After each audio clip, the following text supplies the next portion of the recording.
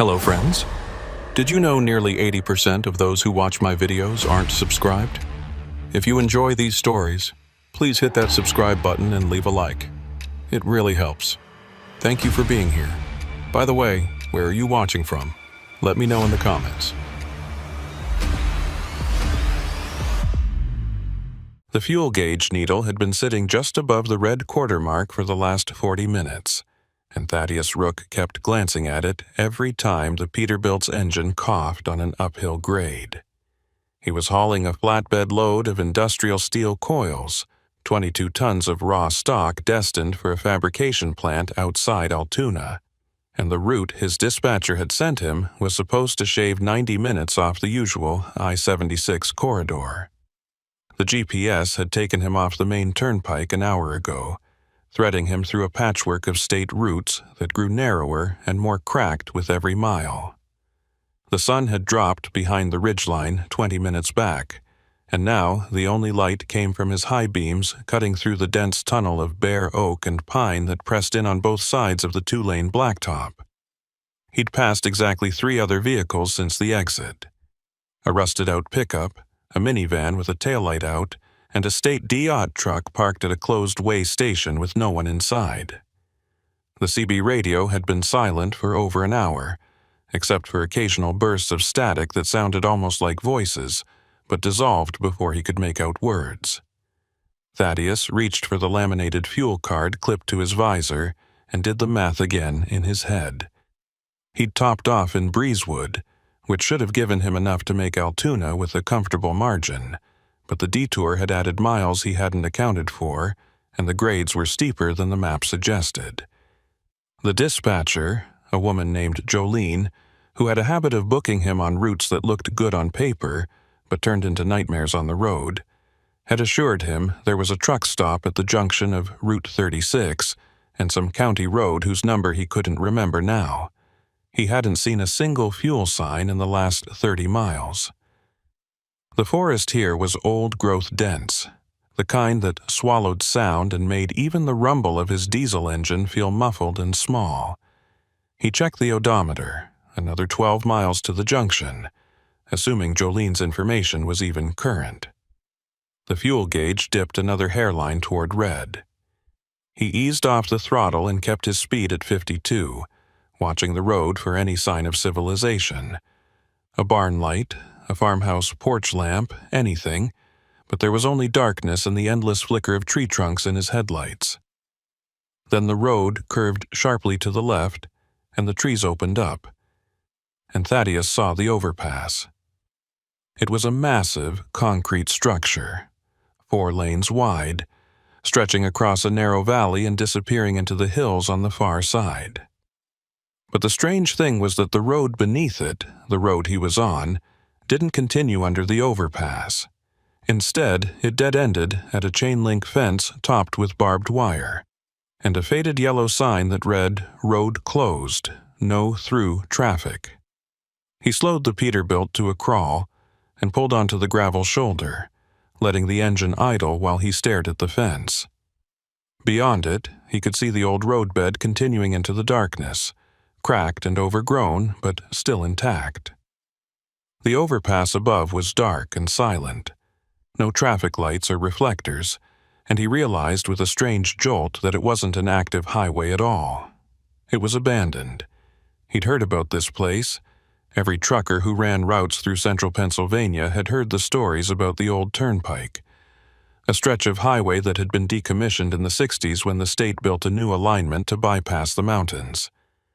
13 miles of crumbling asphalt and 2 massive tunnels left to rot because it was cheaper to abandon them than to maintain them. He'd never thought he'd actually see it, let alone be sitting at its entrance with a quarter tank of fuel and no other options in sight. Thaddeus picked up the CB handset and keyed the mic. "Breaker 19, this is northbound Peterbilt at the old turnpike junction. Looking for fuel advice. Anybody out there?" Static hissed back at him, long and empty. He tried again, adjusting the squelch knob and scanning through the channels, but got nothing except distant fragments of conversation that faded in and out too quickly to follow. He set the handset down and pulled out his phone. No signal. The screen showed a single bar that flickered and died as he watched. He tried pulling up the GPS app anyway, but the map wouldn't load, just a spinning blue circle over a blank gray screen. He was offline, out of range, and running out of fuel in a place that wasn't supposed to exist anymore. The smart thing to do would be to turn around and backtrack to the last town, but that was at least 20 miles behind him, and the fuel gauge said he didn't have 20 miles left. The only other option was to keep going forward on the active road and hope he hit a gas station before the tank ran dry. But the GPS had shown nothing ahead for another 30 miles, and he didn't trust Jolene's intel anymore. He looked at the chain-link fence again. It was old and sagging, the posts leaning at angles, and there was a gap near the left side where someone had peeled back the mesh and wired it loosely in place. Fresh tire tracks led through the gap, not truck tracks but car or van-sized, and continued onto the old roadbed beyond. Someone had been using this route recently, which meant it was passable, or at least passable enough for smaller vehicles. Thaddeus chewed the inside of his cheek and thought it through. If the old turnpike ran 13 miles through the mountains and came out somewhere on the other side, there was a chance, slim but real, that there might be an access road or a maintenance depot where he could find fuel or at least a phone signal to call for help. It was a gamble, but staying here wasn't an option, and backtracking might leave him stranded in the middle of nowhere. He shifted the Peterbilt into gear and eased forward, angling toward the gap in the fence. The chain link scraped along the side of the trailer with a metallic shriek that made him wince, but then he was through and rolling onto the old roadbed. The pavement cracked and buckled, but still solid enough to hold the weight. The road ahead was darker than anything he'd driven through before. The trees closed in on both sides, their branches forming a canopy overhead that blocked out even the faint starlight, and the road surface was littered with leaves and broken branches and chunks of concrete that had spalled off the edges. His headlights picked out the faded yellow center line and the rusted guardrails that lined the curves, and every so often he'd pass a milepost marker, the numbers weathered and illegible. The engine sounded louder here, echoing off the trees in a way that made him feel like he was driving through a tunnel, even though he was still in open air. He kept his speed at 30 and watched the fuel gauge, which was now sitting just above the red line, the needle trembling with every bump. The CB radio crackled again, a burst of static that almost sounded like words, "Pull over, stop," but it cut out before he could respond. He grabbed the handset anyway and tried calling back but got only silence. After 2 miles, the road began to descend into a valley, the grade steep enough that he had to downshift and let the engine brake do the work. The trees thinned out, and he could see the shape of the land opening up ahead, a wide bowl of darkness with a single structure rising out of it, the entrance to the first tunnel. Thaddeus had seen pictures of the old turnpike tunnels online, grainy photos taken by urban explorers and ghost hunters, but seeing it in person was different. The tunnel mouth was a massive arch of cut stone, 40 feet high and just as wide, with the roadway disappearing into a black void that his headlights couldn't penetrate. The walls were streaked with rust stains and water damage, and the pavement in front of the entrance was buckled and heaved where tree roots had pushed up through the cracks. There was a rusted sign bolted to the rock face above the arch. Rays Hill Tunnel, Caution. The word caution had been spray-painted over with blocky red letters that spelled closed. He brought the Peterbilt to a stop about 50 feet from the entrance and sat there with the engine idling, staring into the darkness. Every instinct told him not to go in. Tunnels were dangerous under the best circumstances, restricted airflow, poor visibility, no room to maneuver if something went wrong, and this one had been abandoned for over 60 years. There could be structural damage, cave-ins, flooded sections, or worse, but the fuel gauge was now touching the red line, and he could feel the engine starting to stumble. That subtle hesitation in the throttle response that meant the tank was pulling vapor. If he turned back now, he'd be stranded on the side of the road with no fuel and no way to call for help. If he went forward, there was at least a chance he'd make it through to the other side and find a way out. He reached up and flipped on every exterior light the truck had. Headlights, fog lamps, clearance markers, even the strobes, and then shifted into low gear and rolled forward into the tunnel. The transition from twilight to absolute darkness was instant and disorienting. The tunnel walls swallowed the light from his headlights, reflecting it back in weird angles that made it hard to judge distance or depth. The roadway inside was even worse than outside, pitted with potholes and covered in debris, chunks of concrete, rusted metal scraps, broken bottles, and piles of leaves that had blown in and rotted into black mulch. The air smelled like damp stone and diesel exhaust and something else, something organic and sour that he couldn't place. The tunnel ceiling was barely high enough to clear the top of his trailer, and he could hear the metal scraping against loose sections of rebar that hung down from the cracked concrete above. He kept his speed at 15 miles per hour and focused on keeping the truck centered in the lane, but the darkness was so complete that he felt like he was driving blind, navigating by instinct, and the faint echo of the engine off the walls. Halfway through, the headlights picked out something on the road ahead. A vehicle. Thaddeus eased off the throttle and brought the Peterbilt to a crawl, his heart rate spiking. It was a van, white and windowless, parked at an angle across the lane with the rear doors open. The paint was faded and streaked with rust, and the tires were flat, but it didn't look old enough to have been sitting here for decades. He stopped the truck about 30 feet back and left the engine running, the headlights illuminating the van in harsh white light. There were no markings on the side, no company logos or license plates, and the interior of the cargo area was empty, except for a few wooden pallets and what looked like oil stains on the floor. He picked up the CB handset and tried again. Breaker 19, this is northbound Peterbilt inside Rays Hill Tunnel. If anyone's monitoring, I've got a vehicle blocking the lane. Over. Nothing but static. He considered backing out, but the tunnel was too narrow to turn around, and reversing a flatbed trailer through a mile of darkness wasn't something he wanted to attempt. The van was close enough to the right wall that he might be able to squeeze past it if he angled carefully.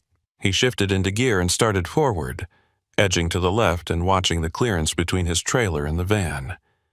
The gap was tight, maybe 18 inches, but he thought he could make it. Then, as he was halfway past, the CB radio erupted in a burst of static, and a voice came through, loud and distorted. "Stop! Don't move! They're watching!"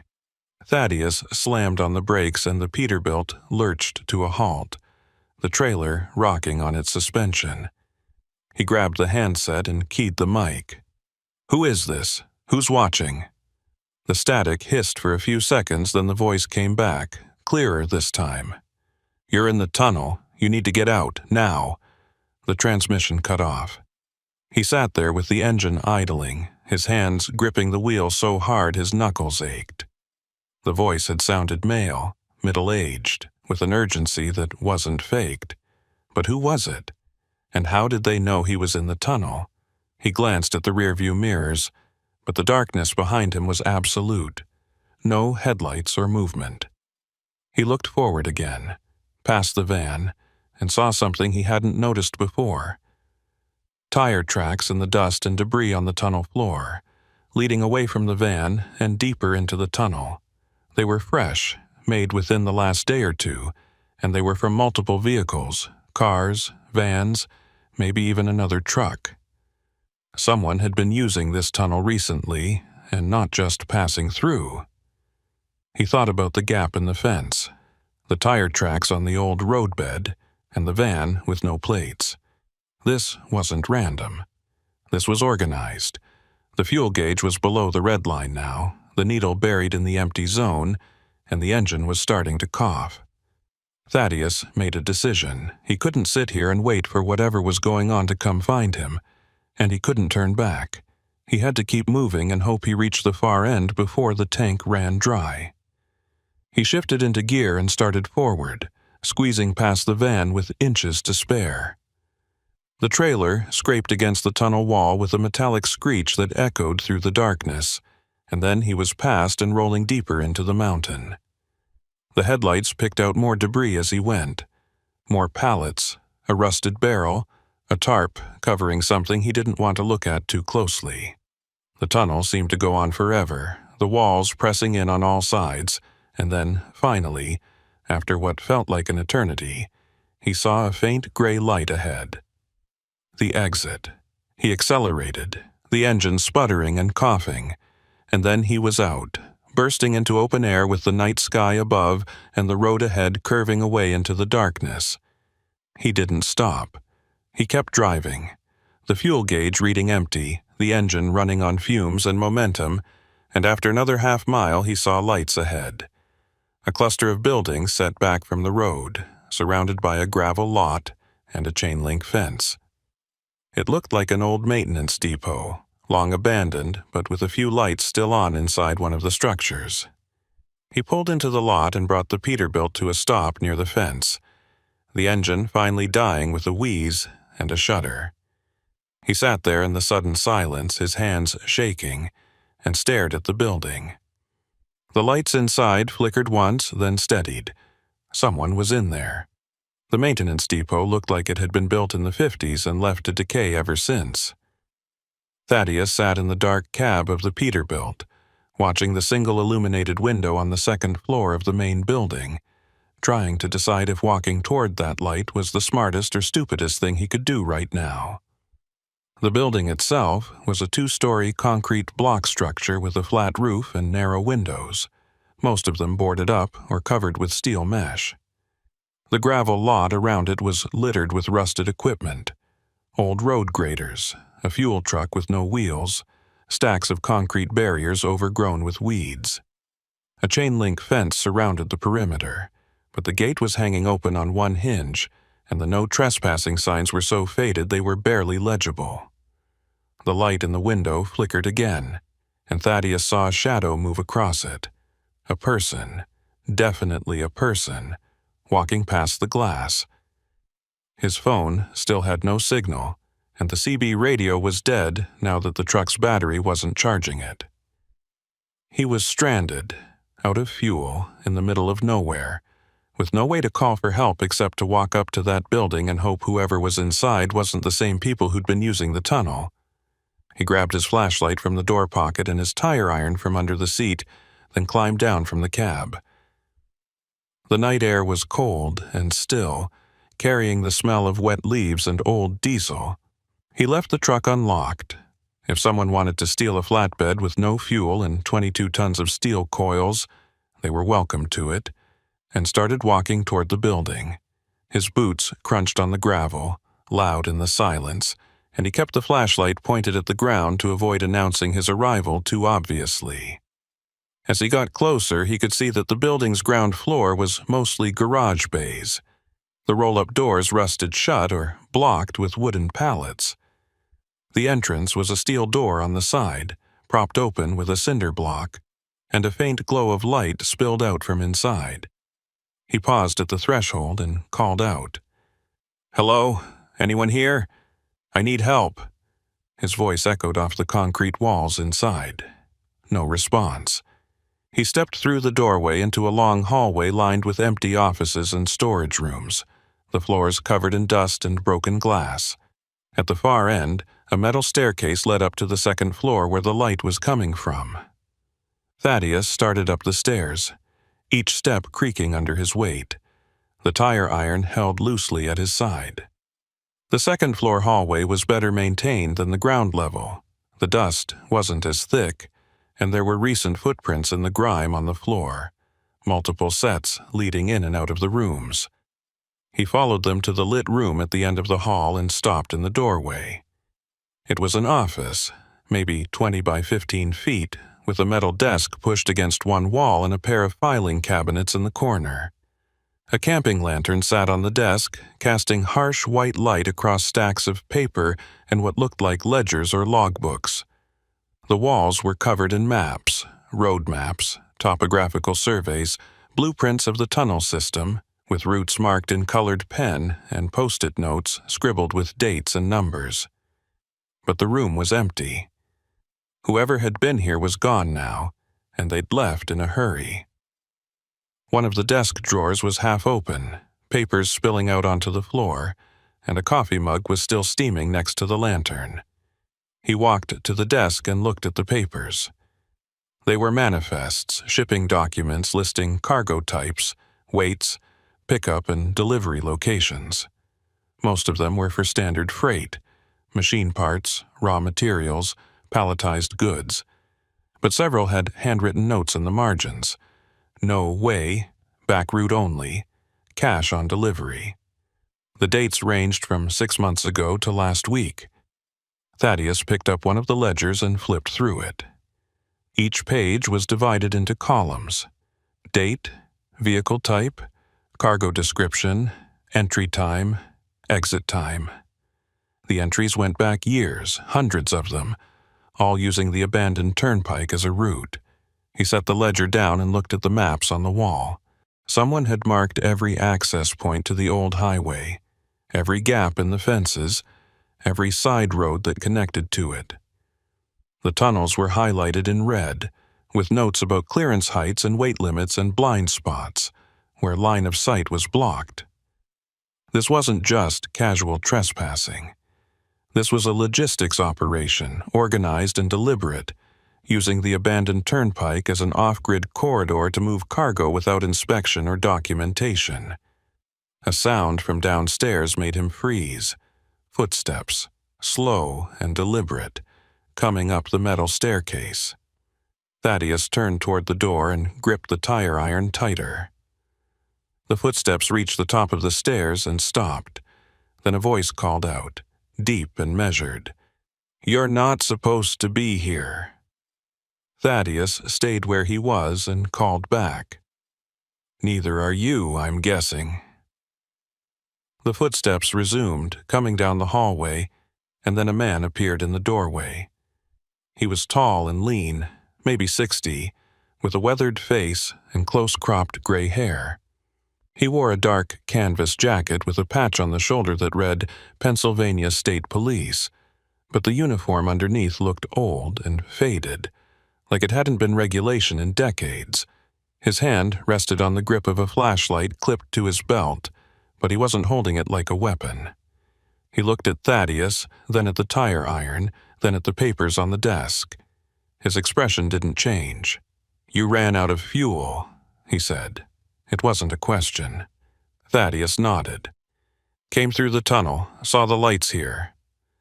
The man stepped into the room and looked at the maps on the wall, his jaw tightening. "You shouldn't have come through the tunnel." "Didn't have much choice," Thaddeus said. "I'm hauling a load to Altoona, and my dispatcher sent me on a route that doesn't have any fuel stops. The old turnpike was the only way through." The man turned to look at him, his eyes sharp. "Your dispatcher sent you here? What's her name?" Thaddeus hesitated, then said, "Jolene. Works out of a brokerage in Harrisburg." The man's expression didn't change, but something shifted in his posture, a subtle tension. "She sent a lot of drivers this way?" "I don't know," Thaddeus said. "This is the first time I've been routed through here. Why?" The man didn't answer. He walked to the desk and started gathering up the papers, stuffing them into a leather satchel that had been sitting on the floor. "You need to leave," he said. "Get your truck out of this lot and back onto an active road. There's a state route 3 miles north that'll take you to a fuel station." "My truck's out of fuel," Thaddeus said. "I can't drive 3 feet, let alone 3 miles." The man stopped packing and looked at him. "Then you need to call a tow." "No signal out here," Thaddeus said, holding up his phone. "And my CB's dead, that's why I came looking for help." The man stared at him for a long moment, then pulled a sat phone from his jacket pocket and handed it over. "Call a tow. Tell them you're at the old Breezewood Maintenance Depot, North Access. They'll know where that is." Thaddeus took the phone and looked at it. It was a heavy brick of a device, military grade, with a short antenna and a keypad that looked like it belonged in the 80s. "Who are you?" he asked. The man zipped up the satchel and slung it over his shoulder. "Someone who's trying to clean up a mess that should have been dealt with 30 years ago. Make the call and get out of here. Don't come back." He walked out of the room before Thaddeus could ask anything else. Thaddeus stood there for a moment, listening to the footsteps recede down the hallway and fade into silence. Then he looked at the sat phone and dialed the number for the towing service his company contracted with. It rang 4 times before a woman answered. "Pike's Recovery and Transport." Thaddeus gave her his location and explained the situation. Out of fuel, stranded at the old depot, hauling a flatbed load that needed to get to Altoona. The woman on the phone was silent for a few seconds, then said, "You're at the Breezewood Depot? North Access?" "That's what I was told," Thaddeus said. "How soon can you get someone out here?" Another pause. "We've got a unit about 40 minutes out. Driver's name is Minna Lockridge. She'll bring fuel and get you moving." "Appreciate it," Thaddeus said, and ended the call. He set the sat phone on the desk and looked around the room one last time. The maps, the ledgers, the manifests. Everything pointed to a smuggling operation, or something close to it. Cargo moving through the old turnpike without inspection, without way stations, without any official record. And that man, whoever he was, knew about it. Was trying to shut it down, maybe, or document it. Or something else entirely. Thaddeus picked up the sat phone and walked back downstairs, out into the cold night air. The gravel lot was empty now, no sign of the man or his vehicle, if he'd even had one. The Peterbilt sat where he'd left it, dark and silent. The flatbed load still chained down tight. He climbed into the cab and locked the doors, then settled in to wait for the tow truck. His hands were still shaking, and his mind kept replaying the warning he'd heard on the CB inside the tunnel. They're watching. Who was watching? The people running the smuggling operation. The man at the depot. Someone else entirely. He pulled out his own phone and tried again to get a signal, but still nothing. The screen showed 11:47 p.m., less than 2 hours since he'd entered the old turnpike, but it felt like days. He leaned back in the seat and closed his eyes, listening to the silence outside. 40 minutes later, headlights swept across the lot, and a tow truck pulled in. A big, red, Peterbilt wrecker with a fuel tank mounted on the flatbed. The driver climbed out. A woman in her 50s, compact and wiry, with short gray hair and grease-stained coveralls. She walked up to Thaddeus's door and knocked on the window. He unlocked it and she pulled it open. "You the one who called for fuel?" she asked. Her voice was rough, like she'd spent half her life breathing diesel fumes. Thaddeus nodded. "That's me. Thanks for coming out." She looked past him at the empty gauge on the dash, then at the flatbed load behind the cab. "You're lucky you didn't run dry inside the tunnel," she said. "That's a hell of a place to get stuck." "I almost did," Thaddeus said. "Saw some things in there I'm not sure I was supposed to see." The woman's expression didn't change, but her eyes flicked toward the depot building, then back to him. "Best not to talk about it," she said. "This area's got a lot of history, and not all of it's the kind you want to dig into." She went back to the wrecker and started unspooling a fuel hose. Thaddeus climbed down and helped her connect it to the Peterbilt's tank. The pump hummed to life, and diesel started flowing. "How long have you been running tows out here?" he asked. "Long enough," she said. "You're not the first driver to run out of fuel on the old turnpike, and you won't be the last. The guy at the depot said my dispatcher might have sent me here on purpose," Thaddeus said. "That make any sense to you?" The woman looked at him, her face unreadable in the harsh light from the wrecker's work lamps. Depends on who your dispatcher works for, she said. Some brokerage firms have arrangements with certain carriers, routes that don't show up on the official logs, loads that need to move quiet. You're saying my company's involved in this? Thaddeus asked. She shrugged. I'm saying there's a lot of freight moving through these mountains that nobody wants to talk about. If your dispatcher sent you through the old turnpike, either she didn't know what she was doing, or she knew exactly what she was doing. The fuel pump clicked off, and she disconnected the hose. Thaddeus paid her with his company card, and she handed him a receipt. You want my advice? She said. Get your load delivered and don't ask questions. Whatever you saw in that tunnel, forget about it. The people running this operation don't like loose ends. She climbed back into the wrecker and drove off, leaving Thaddeus alone in the lot again. He got back in the Peterbilt and started the engine, checking the gauges. Full tank, oil pressure good, no warning lights.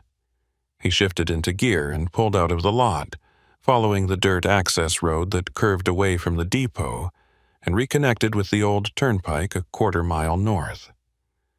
The road ahead was dark and empty, but he could see the glow of highway lights in the distance, the active state route, civilization, safety. He accelerated, putting the tunnel and the depot and everything he'd seen behind him. But as he drove, he couldn't shake the feeling that he was being watched, that somewhere in the darkness behind him, someone was taking note of his license plate, his truck number, his route, and that whoever they were, they'd be waiting for him the next time his dispatcher sent him through these mountains. Thaddeus made it to Altoona by dawn and dropped the steel coils at the fabrication plant without incident. The receiving clerk barely looked at him, just scanned the bill of lading and signed off on the delivery, and Thaddeus was back on the highway within 30 minutes. He should have felt relieved. The load was delivered, the truck was running fine, and he had a full tank of fuel, but instead he felt wound tight, like something was about to snap. Every mile marker he passed, every overpass he drove under, he found himself checking the mirrors for vehicles that might be following him. The CB radio stayed silent except for the usual chatter from other drivers talking about traffic and weather, but he kept the volume low and didn't join the conversations. He didn't want to draw attention. When he reached the truck stop outside Harrisburg, where his company kept a small dispatch office, he parked in the back lot and sat in the cab for 10 minutes, watching the other trucks come and go, looking for anything out of place. The dispatch office was a double-wide trailer at the edge of the lot, wedged between a Subway franchise and a diesel repair shop. Thaddeus climbed the wooden steps and pushed through the door into a cramped room that smelled like coffee and cigarette smoke. Jolene was sitting at her desk, typing on a keyboard that looked like it dated back to the 90s, her eyes fixed on the monitor in front of her. She was in her 40s, heavy-set, with frizzy blonde hair pulled back in a ponytail and a Bluetooth earpiece permanently attached to her head. She didn't look up when he walked in. "You're early," she said. "I didn't have you clocked in until noon." Thaddeus walked to the desk and set his logbook down in front of her. "We need to talk about the route you sent me on." Jolene glanced at the logbook, then back at the monitor. "What about it? You made the delivery, didn't you?" "Yeah, I made it," Thaddeus said. "But not before I ran out of fuel and had to go through the old turnpike. The abandoned one, with the tunnels." Jolene stopped typing. Her fingers hovered over the keyboard for a moment. Then she slowly turned to look at him. Her expression was carefully neutral, but he could see the calculation happening behind her eyes. "The abandoned turnpike," she repeated. "You mean the stretch near Breezewood?" "That's the one," Thaddeus said. "The route you gave me had no fuel stops for over 60 miles. I ran dry and had to detour through a decommissioned highway that's been closed since the 60s. And while I was in there, I found some things that make me think you knew exactly what you were doing when you sent me that way." Jolene leaned back in her chair and folded her arms. What kind of things? Thaddeus pulled out his phone and opened the photo app. Before leaving the depot, he'd taken pictures of the maps and manifests in the office. Not many, just enough to document what he'd seen. He held the phone up so Jolene could see the screen. Shipping manifests for cargo moving through the old turnpike without way station checks. Routes marked on maps showing every access point. Logs going back years with vehicle types and entry times. This is an organized operation, and someone at this company is part of it. Jolene stared at the phone for a long moment, then stood up and walked to the door. She locked it and pulled down the blinds on the windows, then came back to the desk. When she spoke, her voice was quieter, more controlled. "You shouldn't have those pictures," she said. "And you definitely shouldn't have gone into that depot." "I didn't have a choice," Thaddeus said. "I was out of fuel in the middle of nowhere. What was I supposed to do, sit on the side of the road and wait for someone to find me?" Jolene rubbed her face with both hands, then sat back down. "Listen to me very carefully," she said. "That route I sent you on was a mistake. I pulled it from an old database that hadn't been updated in years, and I didn't check the fuel stops before I dispatched you. That's on me.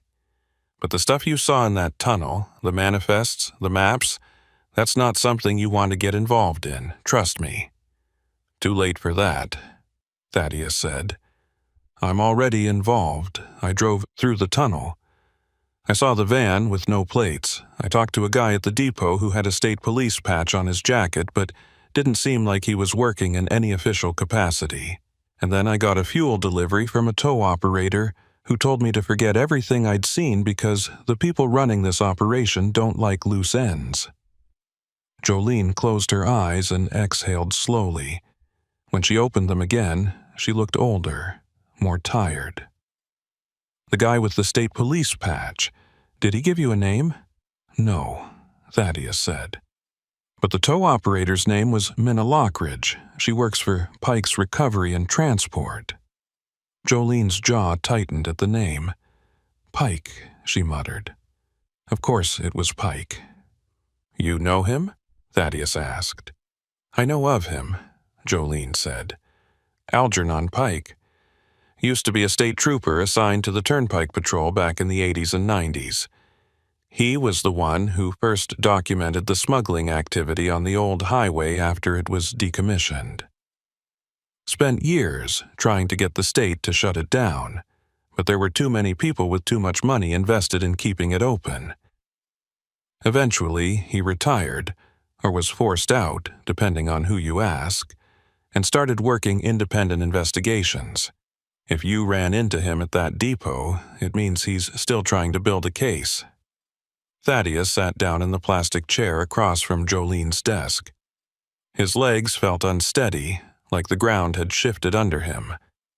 "So this is real," he said. "The smuggling operation. It's actually happening." "Has been for decades," Jolene said. "The old turnpike's been used as an off-grid route since the day it was closed. No way stations, no patrol, no surveillance. Perfect for moving cargo that doesn't want to be documented.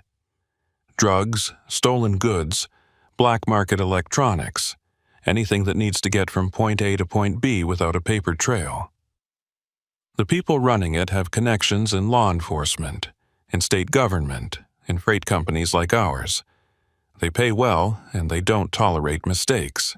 And you're part of it," Thaddeus said. It wasn't a question. Jolene looked at him for a long moment, then nodded. "Not by choice," she said. 3 years ago, I got behind on my mortgage after my divorce. One of the company executives offered to cover my payments if I'd help route certain loads through certain areas. I didn't ask questions, I just updated the dispatch software and sent drivers where I was told to send them. I didn't know about the tunnels until later. And now you're sending drivers through there on purpose," Thaddeus said. "Not on purpose," Jolene snapped. "That route I gave you was a genuine mistake. But yes, there are loads that go through the old turnpike. Usually it's drivers who've been vetted, who know what they're hauling and where it's going. You weren't supposed to be one of them. Thaddeus thought about the manifest he'd seen, the notes scribbled in the margins. No Wikawe back route only, cash on delivery. He thought about the van in the tunnel, the tire tracks leading deeper into the mountain, the voice on the CB warning him to stop. "What happens now?" he asked. "Now you delete those pictures and forget everything you saw," Jolene said. "You take your next load and you drive your road, and you don't mention the old turnpike to anyone. Not to other drivers, not to the police, not to Pike if you see him again. Because if the people running this operation find out you're talking, they will make sure you stop talking, permanently." Thaddeus stood up and looked at the door. He could walk out right now, report everything to the state police, hand over the pictures and let them deal with it. But Jolene was right. If the operation had connections in law enforcement, there was no guarantee his report would go anywhere except back to the people he was trying to expose. And even if it did reach someone clean, there was no way to protect himself while the investigation played out. He'd be a target, and targets didn't last long in this business. He looked back at Jolene. "I'm not deleting the pictures," he said. "But I'm not going to the cops either, not yet. I need more information first. I need to understand how deep this goes and who's really running it." Jolene shook her head. "You're making a mistake." "Maybe," Thaddeus said.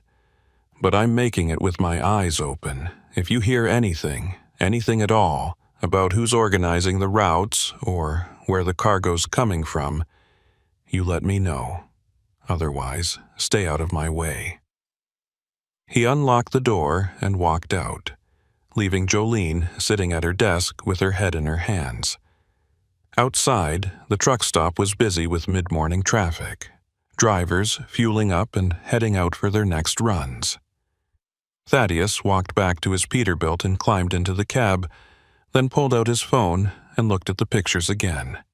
The maps, the manifests, the logs, all of it was evidence, but evidence of what exactly? A smuggling ring using abandoned infrastructure to move illegal cargo. But who was supplying the cargo? Who was coordinating the routes? And what would happen if he pushed hard enough to find out? He started the engine and checked his dispatch app for his next load. Pittsburgh to Buffalo, a straightforward run on the interstate with plenty of fuel stops and way stations. Normal, safe, exactly the kind of route he needed right now. But as he pulled out of the truck stop and merged onto the highway, he couldn't stop thinking about the tunnel and the depot, and the man with the state police patch who'd told him to leave and never come back. 3 days later, Thaddeus was parked at a rest area outside Eerie, eating a sandwich in the cab and scrolling through his phone, when a knock on the door startled him. He looked up to see a man standing on the step outside. Tall, lean, gray hair, dark canvas jacket. Algernon Pike. Thaddeus unlocked the door and Pike climbed in, settling into the passenger seat without asking permission. He looked older in daylight, the lines on his face deeper, but his eyes were sharp and alert. "You didn't delete the pictures," Pike said. It wasn't a question. "How did you know?" Thaddeus asked. "Because if you'd deleted them, you wouldn't still be asking questions," Pike said. "And you've been asking questions. I heard about your conversation with Jolene. Heard you've been poking around online, looking for information on the old turnpike. That's dangerous, Rook." "Not as dangerous as staying quiet," Thaddeus said. "If this operation's as big as you say it is, someone needs to do something about it." Pike smiled, but there was no humor in it. "I've been trying to do something about it for 30 years, he said. "You know what I've got to show for it? A stack of reports that nobody reads, a pension I had to fight for, and a target on my back that's never going away. The people running this operation have more money and more connections than you can imagine. They own judges, prosecutors, police chiefs. They own freight companies and logistics firms and trucking unions. You think you can take them down with a few pictures on your phone? I think I can make enough noise that someone has to pay attention, Thaddeus said. If I go public with this, leak it to the media, post it online, someone will investigate. Even if the state won't do it, the federal government might, the FBI, the DOT, somebody. Pike shook his head. You go public, you'll be dead within a week. These people don't play games. They've killed drivers before, made it look like accidents, brake failures, jackknifed trailers, vehicles that went off the road in the middle of the night. You want to end up as another statistic? Thaddeus set his sandwich down and looked at Pike. Then what do you suggest I do? Just forget about it and keep driving? Pretend I didn't see anything? No, Pike said. I suggest you work with me. I've been building a case for years, documenting every load that goes through the tunnels, tracking the vehicles, identifying the routes. What I don't have is someone on the inside, someone who can get access to the dispatch records, the cargo manifests, the financial transactions. You're in a position to get that information. Jolene trusts you, or at least she did before you confronted her. If you play this smart, you can feed me the data I need to finally shut this operation down. Thaddeus thought about it. He thought about the van in the tunnel, the maps in the depot, the warning from Minna Lockridge. He thought about the loads he'd hauled over the years, the routes he'd driven, and how many of them might have been part of this network without him even knowing. What do you need from me? He asked. Pike pulled a folded piece of paper from his jacket and handed it over. It was a list of names and companies, freight brokers, logistics firms, trucking contractors. Some of them Thaddeus recognized. These are the players, Pike said. The ones I know about, anyway. If you can get access to your company's dispatch records for the last 5 years, routes, cargo descriptions, driver assignments, I can cross-reference them with my data and build a pattern. Once I have that, I can take it to the feds and make a case they can't ignore. And if I get caught, Thaddeus asked, if Jolene or anyone else figures out what I'm doing, then you disappear, Pike said bluntly. You take whatever money you've got saved and you get as far away from here as you can. New city, new job, new identity if you have to. Because once they know you're a threat, they won't stop until you're dealt with. Thaddeus folded the paper and put it in his pocket. I'll think about it, he said. Pike nodded and climbed out of the cab. Don't think too long, he said. Every day you wait is another load moving through those tunnels, and sooner or later, one of them's going to be something you can't ignore. Thaddeus spent the next 2 weeks driving his regular routes and trying to act like nothing had changed. Pittsburgh to Buffalo, Buffalo to Cleveland, Cleveland back to Harrisburg. Standard loads, standard stops, nothing that would draw attention. But every time he pulled into the dispatch office to pick up his next assignment, he felt Jolene's eyes on him, watching for any sign that he was going to make trouble. She never said anything directly, just handed him his paperwork and told him to drive safe. But there was a tension between them now that hadn't been there before. He kept Pike's list folded in his wallet and read through it every night in truck stop parking lots, memorizing the names and companies, trying to figure out how to get access to the dispatch records without getting caught. The company kept everything digital now, stored on servers that required login credentials he didn't have. Jolene's workstation was the only terminal in the trailer office, and she never left it unattended. He'd need another way in. The opportunity came on a Friday afternoon when he delivered a load to a warehouse in Scranton and got back to the dispatch office just after 5 p.m. Jolene was packing up her things, shoving folders into a canvas tote bag and shutting down her computer. She looked exhausted, dark circles under her eyes and her hair coming loose from its ponytail. "I'm heading out early," she said when Thaddeus walked in. "If you need your next load, it's in the system. Just pull it up on your phone." "You okay?" Thaddeus asked. He wasn't trying to be friendly. He genuinely wanted to know if the stress was getting to her, if she was about to crack. Jolene gave him a hard look. "I'm fine," she said. "Just need a weekend away from all this." She grabbed her tote bag and walked out, letting the door slam behind her. Thaddeus waited until he heard her car start and drive off, then walked to her desk. The computer monitor was dark, the workstation locked. He tried the obvious passwords, her name, the company name, variations of both, but none of them worked. The system was protected, and he didn't have the skills to bypass it. He was about to give up when he noticed the filing cabinet in the corner. It was old, metal, with a lock that looked like it hadn't been changed since the 80s. He pulled a multi-tool from his pocket and used the flathead screwdriver to pry at the lock mechanism. It took less than 30 seconds to pop it open. Inside were hanging folders organized by year and route number, each one stuffed with printed manifests, bills of lading, and driver logs. Thaddeus pulled out the folders for the last 5 years and spread them across the desk. Most of the documents were standard, legitimate freight moving through normal routes, everything documented and accounted for. But mixed in among them were sheets that had been printed on different paper, slightly yellowed and rough-textured, with handwritten notes in the margins. He pulled one out and examined it. The manifest listed a load of machine parts being transported from a warehouse in Philadelphia to a distribution center in Columbus, but the route section had been left blank. No highway numbers, no mile markers, just a handwritten note that said BR36 and a timestamp. He pulled out another sheet. Same thing.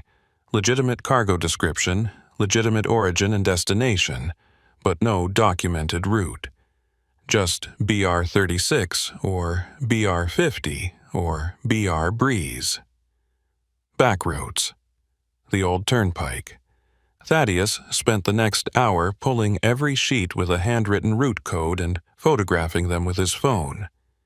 He found over 200 documents spanning 5 years, all of them using the back route designations, all of them listing cargo that sounded legitimate, but had no way station records attached.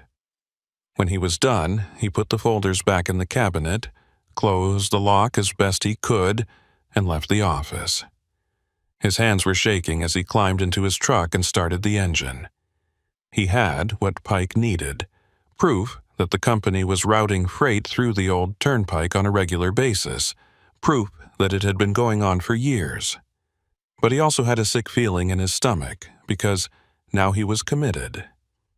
Once he handed this information over to Pike, there was no walking it back. He'd be a witness, an informant, and if the operation found out, Jolene's warning would come true.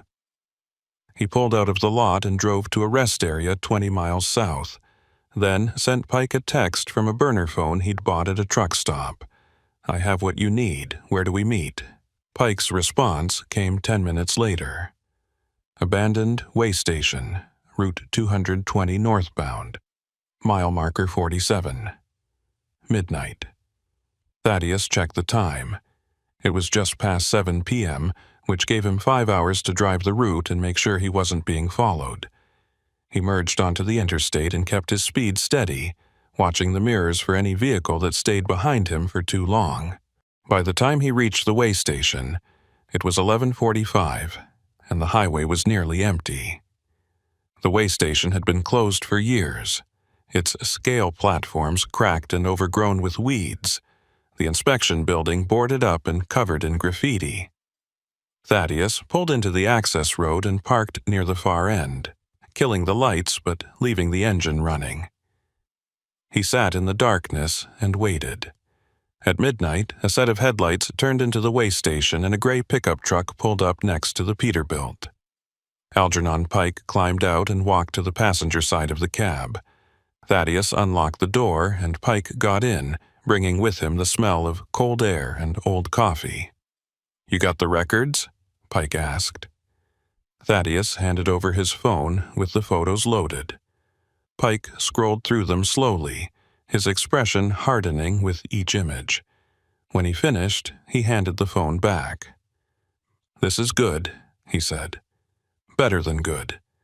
This is enough to prove a pattern. If I can cross-reference these manifests with the surveillance data I've been collecting at the tunnel entrances, I can show a federal prosecutor exactly how the operation works. When the loads move, who's transporting them, where they're going. It'll be enough for warrants." "How long will that take?" Thaddeus asked. "Weeks," Pike said. "Maybe months. The feds don't move fast unless there's pressure, and even then they'll want to verify everything before they make a move. In the meantime, you need to keep your head down. Don't take any more routes through the mountains. Don't talk to Jolene about this, and for God's sake, don't go back to that tunnel." "What about the people running the operation?" Thaddeus asked. "If they figure out I took those photos, they're going to come after me." Pike looked at him for a long moment. "They might," he said. "Which is why you need to be smart. Vary your routes, don't sleep in the same place twice, and if you see anything that feels wrong, a vehicle following you, someone asking questions about your loads, you call me immediately." He handed Thaddeus a business card with a phone number written on the back. "That's my personal line. It's secure. Use it if you need help." Thaddeus took the card and put it in his wallet. What happens if the feds don't move fast enough? What happens if the operation figures out you're building a case and shuts everything down before you can get warrants? Pike smiled grimly. "Then we've lost, and they win. But at least we'll have tried." He climbed out of the truck and walked back to his pickup. Thaddeus watched him drive away, then sat alone in the darkness of the way station, listening to the distant hum of traffic on the interstate. The next week passed without incident. Thaddeus hauled loads through Ohio and Pennsylvania, avoiding any routes that took him near the mountains or the old turnpike. He checked his mirrors constantly, looking for tails, and varied his fuel stops and overnight parking spots. Nothing seemed out of place. But on Thursday afternoon, while he was unloading a shipment at a warehouse in Harrisburg, his phone buzzed with a text from an unknown number. "We need to talk. Meet me at the depot. Tonight." He stared at the message, his pulse quickening. The depot. That could only mean the Breezewood Maintenance Depot, the place where he'd first encountered Pike and found the smuggling records. He deleted the message and tried to focus on finishing the unload, but his hands were shaking and his mind was racing. Someone knew. Someone had figured out that he'd been at the depot, that he'd taken photos, that he was working with Pike. And now they wanted to meet. He could ignore the message, pretend he'd never seen it, but that would only buy him time. If they wanted to find him, they would. The question was whether he should go to the meeting and find out what they wanted, or disappear right now and hope Pike's case moved fast enough to protect him.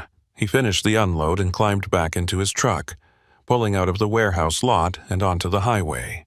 His next load wasn't scheduled until tomorrow morning, which gave him the night to decide. He drove north on Route 15, watching the sun drop behind the ridgeline, and by the time he reached the turnoff for the old turnpike access road, it was almost dark. He sat at the intersection with his turn signal blinking, the engine idling, trying to convince himself that going to the depot was the stupidest thing he could possibly do. But he couldn't stop thinking about the message. "We need to talk." Not a threat, not a warning, just a request. Maybe it was Pike, using a burner phone to avoid being tracked. Or maybe it was someone else, someone who wanted to offer him a deal or scare him into silence. Either way, he needed to know. He turned onto the access road and drove toward the depot. The maintenance building looked exactly the same as it had 2 weeks ago, dark, abandoned, surrounded by rusted equipment and overgrown weeds. But this time there was a vehicle in the lot, a white van with no markings, parked near the entrance to the main building. Thaddeus pulled the Peterbilt to a stop 50 feet away and left the engine running. He grabbed his flashlight and his tire iron, then climbed down and walked toward the van. The rear doors were closed, and there was no one visible inside the cab. He circled around to the front of the building and saw that the steel door was propped open again, just like before. He called out, "Hello? Anyone here?" No response. He stepped through the doorway into the dark hallway, the flashlight beam cutting through the dust and shadows. The building was silent except for the faint sound of wind whistling through broken windows. He made his way to the staircase and started up to the second floor, each step creaking under his weight. The office at the end of the hall was lit again, the same camping lantern sitting on the desk casting harsh light across the room. But this time the walls were empty. No maps, no manifests, no documents. Everything had been stripped away, and sitting in the chair behind the desk was Minna Lockridge. The tow operator looked up when he entered, her expression unreadable. She was wearing the same grease-stained coveralls, and her short gray hair was tucked under a baseball cap. On the desk in front of her was a manila envelope, thick and sealed. "You came," she said. It wasn't a question. "You sent the text," Thaddeus said. "I figured I didn't have much choice." Minna gestured to the chair across from the desk. "Sit down, we don't have a lot of time." Thaddeus sat setting the tire iron on the floor beside him, but keeping it within reach. "What is this about?" "It's about you making a very big mistake," Minna said. "You took photos of documents that don't belong to you. You've been talking to Algernon Pike, and now you've put yourself in a position where people with a lot of money and a lot of power are paying attention to you. That's not a good place to be." "Are you here to threaten me?" Thaddeus asked, "or to make me an offer?" Minna smiled, but there was no warmth in it. "Neither," she said. "I'm here to give you information. The kind of information that might keep you alive long enough to see how this plays out." She pushed the manila envelope across the desk. Thaddeus opened it and pulled out a stack of papers. More manifests, more route logs, but these were different from the ones he'd photographed. These documents listed cargo that wasn't machine parts or raw materials. They listed specialty freight and high-value goods with delivery locations that were warehouse addresses in cities he didn't recognize, and every single one of them had the same handwritten note in the margin: "Pike Oversight, Approved." Thaddeus looked up at Minna. "What is this?" "Proof that Algernon Pike isn't as clean as he pretends to be," Minna said. "He's been running his own side operation for years, using the same tunnels and the same routes as everyone else. The difference is that he's been documenting everyone else's activity to cover his own tracks. You think he's building a case to shut down the smuggling ring? He's building a case to eliminate his competition." Thaddeus felt the floor drop out from under him. He looked at the documents again, reading the dates and the cargo descriptions. If this was real, if Pike had been running freight through the tunnels himself, then everything he'd said, everything he'd promised, was a lie. "Why are you showing me this?" Thaddeus asked. "Because you're a loose end," Minna said. "And loose ends don't last long in this business. Pike knows you have photos of the company records. He knows you can connect him to the operation if anyone starts digging. So either he's going to use you to build his case and then make sure you disappear before you can testify, or he's going to get rid of you right now and claim you were part of the smuggling ring all along. Either way, you're not walking away from this." Thaddeus set the papers down on the desk, his hands trembling. "So what am I supposed to do?" Minna leaned back in her chair and folded her arms. "You leave, tonight. You get in your truck and you drive as far away from here as you can. You don't contact Pike, you don't go to the police, you don't try to be a hero, you just disappear. And if you're smart, you stay disappeared." Thaddeus looked at her for a long moment. And if I don't? Then you'll end up like the other drivers who ask too many questions, Minna said. There's a reason the old turnpike has a reputation, Rook. It's not just because of the tunnels or the smuggling. It's because people go in there and they don't come out. And the ones who do come out are smart enough to keep their mouths shut. She stood up and walked to the door. You've got until sunrise to make your decision. After that, I can't help you. She left, her footsteps echoing down the hallway and fading into silence.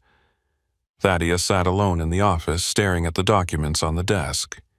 He pulled out his phone and looked at the business card Pike had given him, the secure number written on the back. He could call right now, confront Pike, demand an explanation. But what if Minna was telling the truth? What if Pike was playing both sides? He thought about the van in the tunnel, the voice on the CB warning him to stop, the way Pike had found him so easily at the rest area. He thought about Jolene's fear, Minna's warning, and the manifests with Pike's name in the margins. He stood up and walked out of the office, down the stairs, and out into the cold night air. The white van was gone now, and his Peterbilt sat alone in the gravel lot, the engine still idling.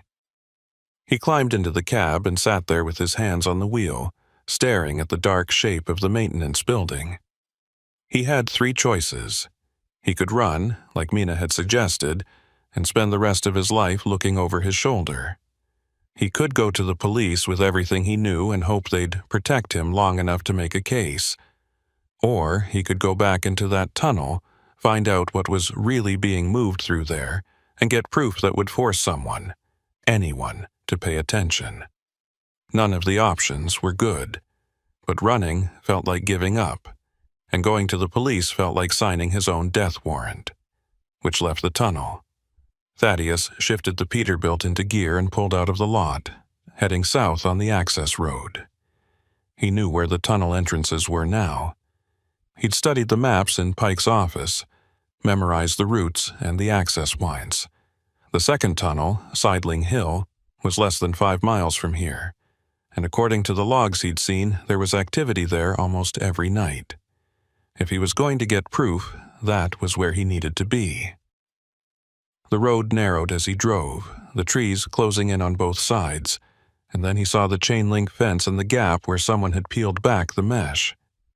He drove through and onto the old roadbed, the cracked pavement stretching ahead into darkness. The tunnel entrance loomed in his headlights, a massive stone arch with rust stains streaking the walls and the word "closed" spray-painted above the opening. He brought the truck to a stop and sat there with the engine idling, his heart pounding in his chest. This was insane. He knew it was insane, but he also knew that if he didn't do this now, he'd never have the courage to do it later. He shifted into gear and drove into the tunnel. The darkness swallowed him immediately, the headlights barely penetrating the black void ahead. The road inside was worse than Ray's Hill, potholes deep enough to swallow a tire, debris piled in drifts against the walls, water dripping from cracks in the ceiling. He kept his speed at 10 miles per hour and focused on keeping the truck centered in the lane. Halfway through, he saw lights ahead, not headlights but work lamps, the kind used on construction sites. They were set up on tripods around a flatbed truck parked in the middle of the tunnel, and there were people moving around it, loading crates onto the bed. Thaddeus slowed to a crawl and pulled to the side, killing his headlights but leaving the engine running. He grabbed his phone and started recording video through the windshield. The people loading the truck were wearing dark clothes and moving quickly, efficiently, like they'd done this 100 times before. The crates were unmarked, but they were heavy. 2 men struggled to lift each one. And standing near the cab of the flatbed, supervising the operation, was Algernon Pike. Thaddeus felt his blood run cold. Minna had been telling the truth. Pike wasn't building a case against the smuggling ring. He was part of it. And now Thaddeus had video proof. He kept recording for another 30 seconds, capturing Pike's face in the harsh light of the work lamps. then stopped the video and put the phone in his pocket.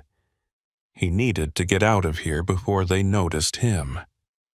He shifted into reverse and started backing out of the tunnel, moving as quietly as he could. But the Peterbilt's backup alarm started beeping, loud and piercing in the confined space, and he saw the figures around the flatbed turn toward him.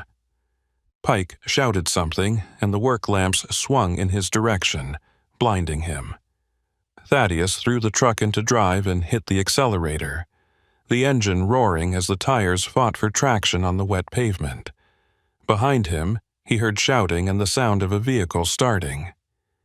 He didn't look back. He just drove, pushing the Peterbilt as fast as it would go through the tunnel, the walls flashing past in the headlights. He burst out of the exit and onto the open roadbed, accelerating hard, the flatbed trailer fishtailing behind him. In the rearview mirror, he saw headlights emerge from the tunnel, Pike's pickup gaining fast. The old turnpike stretched ahead, cracked and broken, and Thaddeus pushed the truck to 60, 70, the engine screaming. He reached the gap in the fence and drove through, the chain link scraping along the trailer, and then he was on the active state route, merging into traffic. Pike's truck stayed behind him for another mile, then fell back and disappeared. Thaddeus kept driving, his hands locked on the wheel, his breath coming in ragged gasps. He didn't stop until he reached a truck stop 30 miles north, where he parked in the back lot and sat in the darkness with the engine off. His phone was still in his pocket, the video still saved. He pulled it out and watched it again, Pike's face in the work lamp light. The crates being loaded. The flatbed truck with no plates. It was proof. Real, undeniable proof. But proof of what exactly? That Pike was dirty? That the operation was bigger than anyone thought? That Thaddeus was now a target for people on both sides of the law? He didn't know. And as he sat there in the dark watching the other trucks come and go, he realized that he might never know. Because the truth about the old turnpike, about who was really running it, about where the cargo was going, about how deep the corruption went, was buried under decades of lies and violence and silence. And the only way to uncover it would be to keep digging, keep asking questions, keep driving into the tunnels even when every instinct told him to run. Thaddeus started the engine and pulled out of the truck stop, heading north on the interstate. He didn't know where he was going, he didn't know who he could trust, but he knew one thing. He wasn't done yet. Not by a long shot. The road stretched ahead into the darkness, and he drove toward it, alone. Boaz Whitlock had been driving the western routes long enough to know that the old highways were dying. Not abandoned like the Pennsylvania Turnpike or the ghost towns scattered across Nevada, but dying slow, bypassed by interstates, forgotten by GPS systems, left to crack and fade under the desert sun while 18-wheelers roared past on the new pavement a mile away. Route 66 was the most famous of the dying roads, romanticized in songs and movies, but the reality was less nostalgic. Most of the original alignment had been paved over or rerouted decades ago, and what remained were disconnected fragments that led nowhere useful, stretches of two-lane blacktop lined with shuttered motels and collapsed gas stations, used only by locals and the occasional tourist chasing history. Boaz had driven parts of the old route before, usually by accident when his GPS glitched or when he missed an interstate exit, but he'd never deliberately sought it out. There was no reason to. The freight business ran on efficiency, and the old highways were anything but efficient, until the dispatcher gave him a load that changed everything. The call came on a Tuesday afternoon while he was unloading paper goods at a distribution center outside Albuquerque. His phone buzzed with a text from the brokerage firm he contracted with. Priority load. Flagstaff to Tucumcari. Pick up tonight. Premium rate. Boaz finished securing the empty flatbed and called the dispatcher back. The woman on the other end, he didn't recognize her voice, which was unusual, gave him the details in a flat, hurried tone. The pickup was at a commercial warehouse on the west side of Flagstaff, the delivery at a processing facility in Tucumcari, and the load was agricultural equipment, 52,000 pounds, tarped and strapped. The premium rate was double his usual per-mile fee, which immediately raised questions, but when he asked why the rush, the dispatcher just said the client was paying for speed and discretion. Discretion, Boaz repeated. What does that mean? It means you take the load, you drive the route we give you, and you don't ask questions, the dispatcher said. You interested or not? Boaz thought about it. Double rate meant he could cover his truck payment for the month with one run, and he needed the money. His Kenworth had been burning oil lately, and the mechanic said the engine needed a rebuild he couldn't afford yet. I'm interested, he said. Send me the details. The route came through 10 minutes later as a PDF attachment, and when Boaz opened it, he frowned. The directions didn't follow I-40, like every sensible route between Flagstaff and Tucumcari would. Instead, it took him north out of Flagstaff on US 89, then east on a series of unmarked county roads that reconnected with the old Route 66 alignment somewhere near the New Mexico border. From there, the route followed the abandoned highway east through a stretch of desert that had been bypassed when the interstate was built in the 60s. The total distance was about 40 miles longer than the direct route, which made no sense if the client was paying for speed. Boaz called the dispatcher back. This route you sent me, it's not the fastest way to Tucumcari. It's the route the client specified, the dispatcher said. Non-negotiable. Why? Boaz asked. What's wrong with taking I-40? Nothing's wrong with it, the dispatcher said. But the client doesn't want their freight on the interstate. They want it moved quiet, off the main roads. That's what you're being paid for. She hung up before he could ask anything else. Boaz sat in the cab of his Kenworth and stared at the route map on his phone. Something about this felt wrong. Legitimate freight didn't avoid interstates, avoiding way stations, avoiding inspection. That was the kind of thing smugglers and black market operators did. But the load description said agricultural equipment, which was about as mundane as freight got, and the warehouse in Flagstaff was a real address, not some unmarked building in an industrial park. He could refuse the load and take the safe route, but then he'd be walking away from the best-paying run he'd been offered in months. And if the client wanted to pay double for a weird route, that was their business, not his. He started the engine and headed west toward Flagstaff. He'd pick up the load, drive the route, and collect his money. If it turned out to be something illegal, he'd dump the trailer and call the cops. But for now, he was willing to give the benefit of the doubt. He reached Flagstaff just after sunset and followed the GPS to the warehouse address on the west side of town. It was a low, concrete building surrounded by chain-link fence, set back from the road in an industrial area that looked half-abandoned. The parking lot was empty except for a single semi-trailer sitting near the loading dock, a 53-foot dry van with no company markings. Boaz backed his Kenworth up to the trailer and climbed down to inspect the hookup. The trailer was newer than he'd expected, the paint clean and the tires in good condition, but there were no placards indicating what was inside and no dot numbers on the sides. The kingpin locked into place without issue, and he connected the airlines and electrical cable, then walked around to check the trailer doors. They were sealed with a heavy-duty padlock and a numbered tamper seal. He took a photo of the seal number with his phone, standard practice, and climbed back into the cab. The paperwork had been left on the driver's seat, a bill of lading listing the load as agricultural machinery disassembled. Weight 52,000 pounds. Destination Tucumcari. The shipper and receiver fields were filled in with company names he didn't recognize. He folded the paperwork and tucked it into his logbook, then pulled out of the lot and headed north on US 89.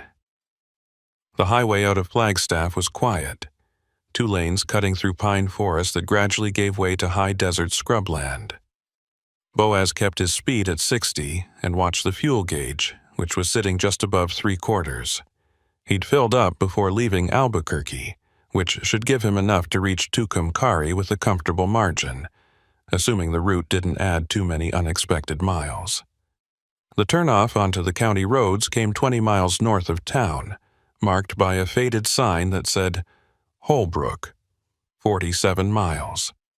He took the exit and followed the cracked 2-lane blacktop east, the road narrowing and roughening as he left the main highway behind. The landscape here was empty, flat stretches of sagebrush and red dirt, broken by low mesas and dry arroyos, with no lights or structures visible in any direction. The only sign of civilization was the occasional mile marker, rusted and leaning at angles, and the faint outline of old telephone poles running parallel to the road.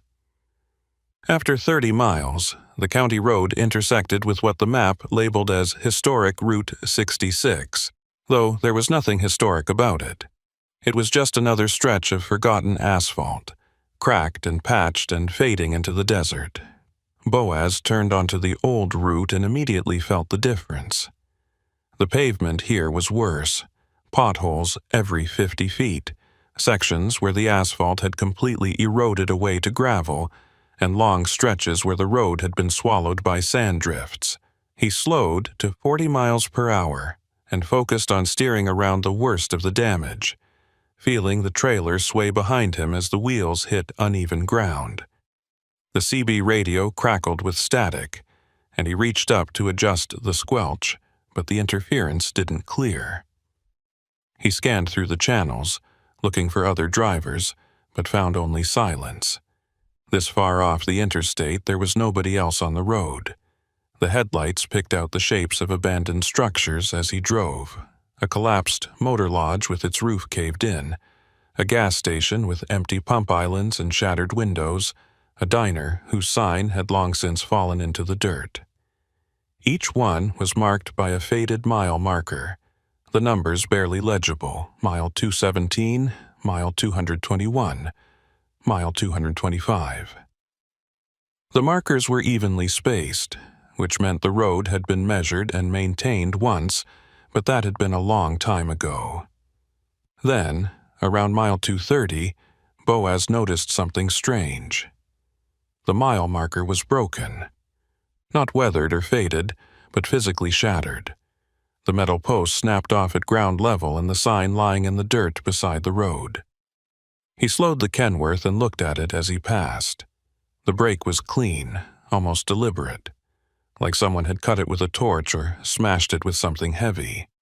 He kept driving, and at mile 232, he saw another broken marker. Then another at mile 234. Every marker from that point forward had been destroyed, the posts cut or bent, the signs torn down or spray-painted over. He picked up the CB handset and keyed the mic, more out of habit than expectation. Breaker 19, this is eastbound Kenworth on Old Route 66 near the New Mexico line. Anyone monitoring? Static hissed back at him. He tried again, switching channels, but got nothing. The road ahead curved to the south, following the contour of a low mesa, and as Boaz rounded the bend, his headlights caught something in the middle of the pavement. He eased off the throttle and brought the Kenworth to a crawl. It was a vehicle, another semi, parked at an angle across both lanes with its hazard lights on. Boaz stopped 50 feet back and left his engine running, the high beams illuminating the other truck. It was an older Peterbilt, a day cab with a 48-foot reefer trailer, painted white with no company logos. The driver's door was hanging open, and the cab was dark. He grabbed his flashlight and his tire iron and climbed down, his boots crunching on the broken asphalt. The air was cold and still, carrying the faint smell of diesel and something else, something metallic and sharp that he couldn't place. He walked toward the Peterbilt slowly, calling out as he approached. "Hey, anyone here? You need help?" No response. The only sound was the idle of his own engine behind him and the faint whisper of wind across the desert. He reached the open door and shined his flashlight inside. The cab was empty. The driver's seat was pushed back, and there was a jacket draped over the passenger seat, but no sign of the driver. The keys were still in the ignition and the fuel gauge showed half a tank. On the dashboard was a CB handset, dangling from its coil cord, and a half-empty bottle of water in the cup holder. Everything looked normal, except for the fact that the driver was gone. Boaz stepped back and swept his flashlight across the ground. There were tire tracks in the dirt on the shoulder, multiple sets, leading away from the Peterbilt toward the desert. He followed them with the flashlight beam and saw shapes in the darkness. Vehicles, 3 or 4 of them, parked in a cluster about 100 yards off the road. They were vans or SUVs, dark-colored with no lights. He felt his pulse quicken. This wasn't a breakdown. This was a setup. He turned and started walking back toward his Kenworth, moving quickly but trying not to run. He'd gone maybe 20 feet when the CB radio in his cab erupted with a voice, loud and distorted by static. "Get out of there! Now! Don't stop!" Boaz broke into a run. He reached the Kenworth and climbed into the cab, slamming the door and locking it. His hands were shaking as he grabbed the CB handset and keyed the mic. "Who is this? What's going on?" The voice came back, clearer this time. "You're in the wrong place. They're watching you. You need to move." "Who's watching?" Boaz demanded. "Who are you?" But the transmission cut off, replaced by static. Boaz looked in his side mirrors. The shapes in the desert were still there, but now he could see movement. Flashlight beams, people walking toward the road. He shifted the Kenworth into gear and started forward, angling to the left to squeeze past the abandoned Peterbilt. The gap was tight, maybe 2 feet on each side, and he had to fold in his mirrors to avoid clipping them on the other truck's trailer. The Kenworth scraped along the side of the Peterbilt with a metallic screech, and then he was past, accelerating hard. In the rearview mirror, he saw the flashlight beams converge on the road behind him, and then headlights flared to life. The vehicles in the desert were moving, pulling onto the road and following him. Boaz pushed the Kenworth up to 50, then 60, the trailer bouncing over the broken pavement. The headlights behind him were gaining, 3 sets now, staying close. He grabbed the CB handset again and tried calling for help, but the radio was dead, just static and interference. His phone showed no signal. He was alone on a forgotten highway in the middle of the desert, being chased by people he couldn't identify, hauling a load he didn't understand. The road ahead curved sharply to the right, and Boaz downshifted and took the turn wide, feeling the trailer slide on the loose gravel. The headlights behind him stayed close, and he could see now that they were SUVs, big ones, with light bars on the roofs. They weren't trying to run him off the road.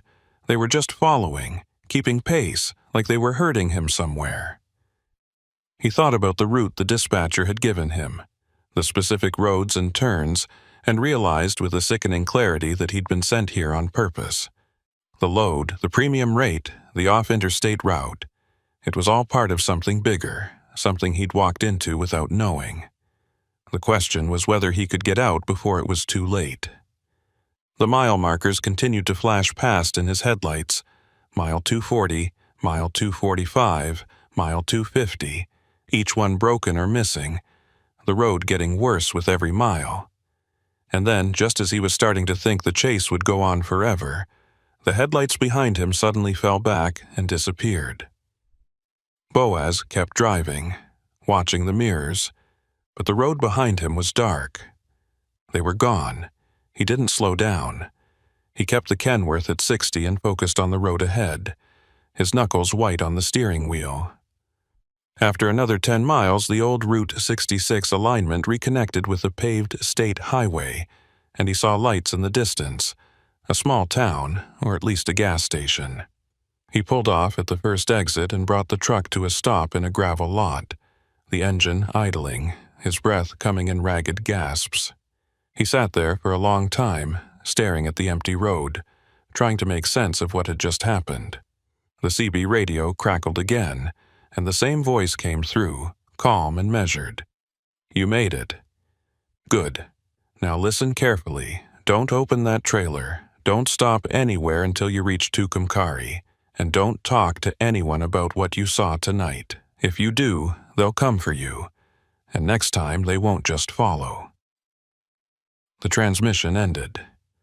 Boaz sat in the darkness, alone, with a 52,000-pound load he didn't dare inspect, and a route that was supposed to take him deeper into the desert. And somewhere behind him, on a stretch of broken highway that didn't exist on any current map, people were waiting for the next truck to come through. Boaz stayed in that gravel lot for 20 minutes, watching the empty highway and trying to decide if he should call the police. Every instinct told him that whatever was in the trailer behind him wasn't agricultural equipment, and if he delivered it to Tucumcari, he'd be complicit in something illegal. But the voice on the CB had been clear: "Don't talk to anyone, or they'll come for you." And the way those SUVs had followed him, coordinated and deliberate, suggested an organization with resources and reach. If he called the cops now, would they even believe him? He had no proof of the chase except his own word, and the trailer was still sealed with the tamper-evident lock. Breaking that seal without authorization would void his insurance and likely get him fired from the brokerage contract. He could drive to the nearest truck scale and request an inspection, but if the load turned out to be legitimate, he'd look paranoid and unreliable. And if it wasn't legitimate, the people who'd been following him would know he'd talked. Either way, he was trapped. He pulled out his phone and opened the navigation app, checking the route to Tucumcari. It was another 120 miles, most of it on state highways that reconnected with I-40 near Santa Rosa. He could take that road, stay on paved roads with traffic and lights, and deliver the load without incident. Or he could follow the original route the dispatcher had sent him, which continued east on the old Route 66 alignment for another 60 miles before rejoining the interstate.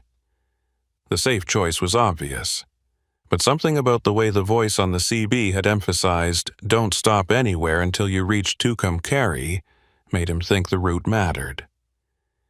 If he deviated from it, if he took the interstate instead of the old highway, would they come after him again? He didn't know, and not knowing was worse than any certainty. He started the Kenworth and pulled back onto the state highway, heading east. He'd follow the route. He'd deliver the load.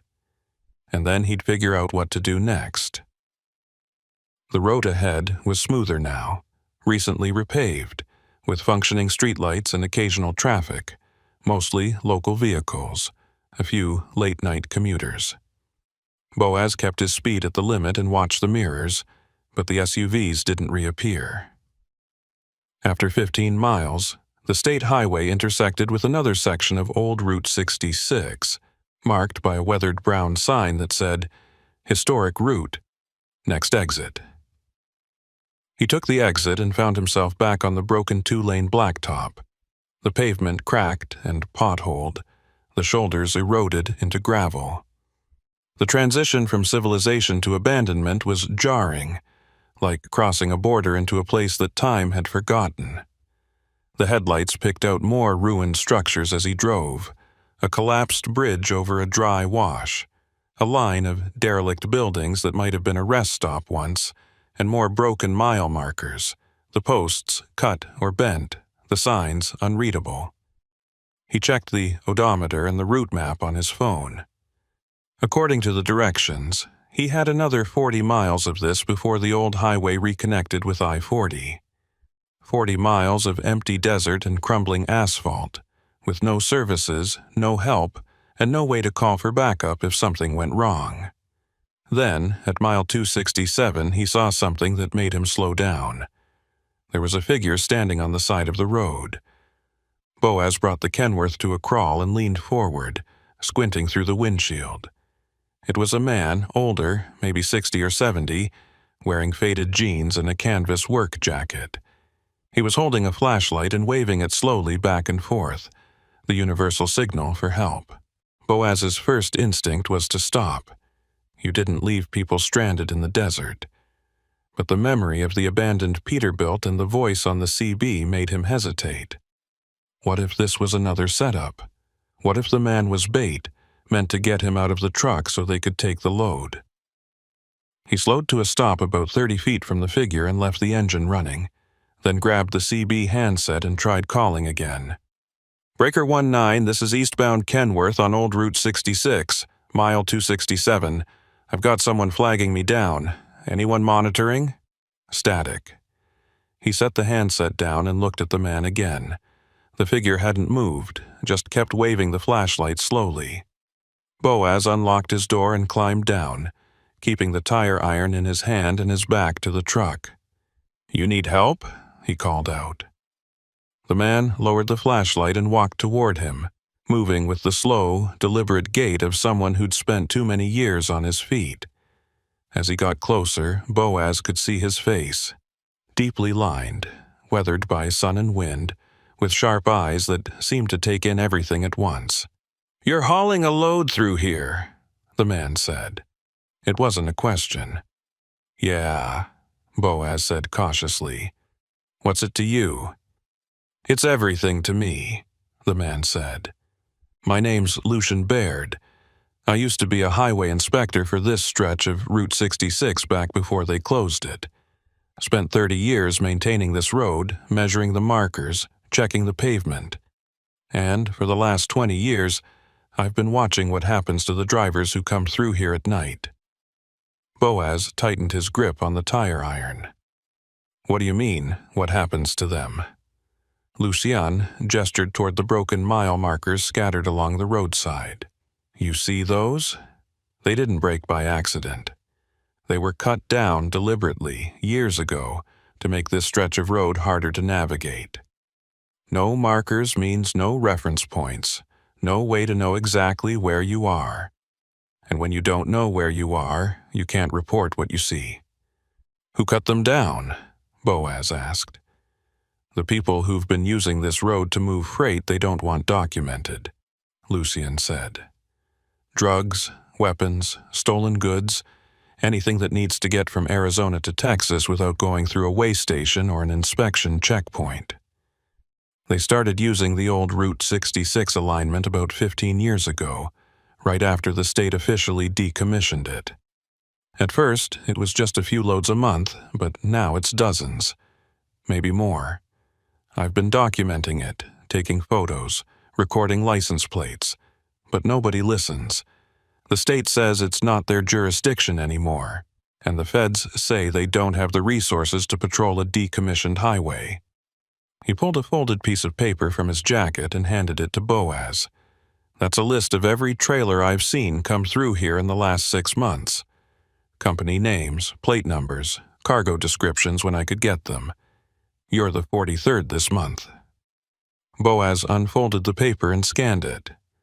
The list was handwritten in neat, precise script, with dates and times and vehicle descriptions. Some of the entries had notes in the margins. No DOT markings, tamper seal removed, followed by escort vehicles. His stomach tightened as he read. "Why are you telling me this?" Boaz asked. "Because you're different," Lucian said. "Most of the drivers who come through here are part of the operation. They know what they're hauling and they know where it's going. But you stopped. You looked at that abandoned truck back at mile 230, and you ran when they started following you. That tells me you're not one of them, which means you're in danger." "What kind of danger?" Boaz asked. Lucian looked back down the road, toward the darkness where the SUVs had disappeared. "The kind where you don't make it to Tucumcari," he said. The loads that come through here on the route you're driving, they're not meant to arrive at their listed destinations. They get diverted somewhere along the way, transferred to other vehicles, repackaged and rerouted. The drivers who cooperate get paid and sent on their way. The ones who don't cooperate, well, there's a reason this stretch of road has so many abandoned trucks. Boaz felt his mouth go dry. You're saying they kill drivers who don't play along? I'm saying I've seen 15 trucks abandoned on this road in the last 5 years, Lucian said, and none of the drivers were ever found. Not by the police, not by their families, not by anyone. They just vanished. Boaz looked back at his Kenworth, the trailer sitting dark and silent in the headlights. So what am I supposed to do? I can't just dump the load and walk away. I don't even know what's in there. You don't want to know, Lucian said. Trust me. The best thing you can do is keep driving, deliver the load to Tucumcari like you were told, and never take a job through here again. If you try to open that trailer or report what you've seen, they'll know, and they'll come for you. How will they know? Boaz asked. Lucian pointed at the trailer. Because they're tracking it. Every load that comes through here has a GPS unit hidden inside the trailer frame. I've seen them install the trackers at the pickup points. They know where you are, how fast you're going, and if you stop for longer than a few minutes. If you deviate from the route or try to inspect the cargo, they'll intercept you before you can do anything about it. Boaz felt a chill run down his spine. He walked back to the trailer and ran his flashlight along the underside of the frame, looking for anything that didn't belong. Near the front axle, tucked into a recessed bracket, he found it, a small black box about the size of a deck of cards, with a blinking red LED and a stubby antenna. He reached up and tried to pry it loose, but it was secured with heavy-duty zip ties and industrial adhesive. Don't, Lucian said sharply. If you remove that tracker, they'll know immediately. The signal will go dead, and they'll send someone to find out why. Your only option is to leave it alone and finish the route. Boaz stepped back from the trailer, his mind racing. If the load was being tracked, then everything he did, every stop, every turn, every deviation, was being monitored in real time. Which meant the people running this operation knew exactly where he was right now, knew he'd stopped to talk to Lucian, and were probably deciding what to do about it. He looked at Lucian again. Why are you still here? If you've been documenting this for years and nobody's listening, why haven't you just left? Lucian smiled grimly. Because someone has to keep a record, he said. Someone has to know what's happening out here, even if nobody else cares. I worked this road for 30 years. I measured every mile, inspected every bridge, replaced every marker. This was my highway, and I'm not going to let it die in silence. He turned and started walking back towards the darkness, the flashlight beam bobbing in the night. Good luck, driver. You're going to need it. Boaz climbed back into the Kenworth and sat there for a moment, trying to process everything Lucian had told him. The tracker, the abandoned drivers, the diverted loads, it all painted a picture of an operation far bigger and more dangerous than he'd imagined. And now he was part of it, whether he wanted to be or not. He shifted into gear and started driving, following the route east. The mile markers continued to flash past, broken and illegible, and the road got worse with every mile. Potholes deep enough to jolt the entire truck. Sections where the pavement had been washed away entirely by flash floods. He kept his speed at 40 and focused on keeping the trailer upright. Around mile 280, he saw lights ahead. Not headlights, but stationary work lamps, the kind used at construction sites. He slowed down and saw that the road ahead was blocked by a vehicle, a flatbed tow truck with its amber flashers on, parked diagonally across both lanes. A man was standing beside it, wearing grease-stained coveralls and a reflective safety vest. He waved at Boaz to stop. Boaz brought the Kenworth to a halt about 50 feet back and left the engine running. His first thought was that this was another setup, but the tow truck looked legitimate, dented and weathered, with magnetic door signs that read, "Ledbetter Recovery" in faded lettering. He grabbed his flashlight and climbed down, approaching cautiously. The man in the coveralls looked up as he approached. He was younger than Lucian, maybe 45, with a thick build and a face that suggested he'd spent most of his life working outdoors. "You the driver, hauling to Tucumcari?" the man asked. Boaz nodded slowly. "Yeah, what's this about?" "Name's Cormac Ledbetter. I run recovery and towing for this area. Got a call about an hour ago saying you might need assistance out here." "I didn't call anyone," Boaz said. Cormac shrugged. "Dispatcher did. Said you were running a priority load and they wanted to make sure you had support if anything went wrong. Standard procedure for high-value freight." Boaz felt his suspicion deepen. "What kind of support?" "Escort," Cormac said. "I'm supposed to follow you the rest of the way to Tucumcari. Make sure you don't have any breakdowns or trouble. They're paying me double rate to stay with you until the load's delivered."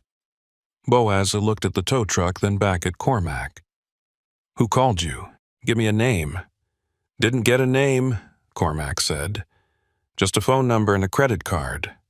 But the payment cleared, so I'm here." He gestured toward the road ahead. "You want to get moving? The sooner we get you to Tucumcari, the sooner I can get home." Boaz didn't move. "How long have you been doing recovery work out here?" 10 years, Cormac said. "Mostly pulling vehicles out of ditches and towing abandoned trucks. There's a lot of those on this stretch. People break down and just walk away." "Ever wonder why so many trucks get abandoned?" Boaz asked. Cormac's expression didn't change, but something shifted in his posture, a subtle tension. "Not my job to wonder," he said. "My job is to clear the road and collect my fee, same as yours." Boaz stared at him for a long moment, trying to read whether Cormac was part of the operation or just another contractor caught in the middle. He couldn't tell. "I don't need an escort," Boaz said finally. "I'm fine on my own."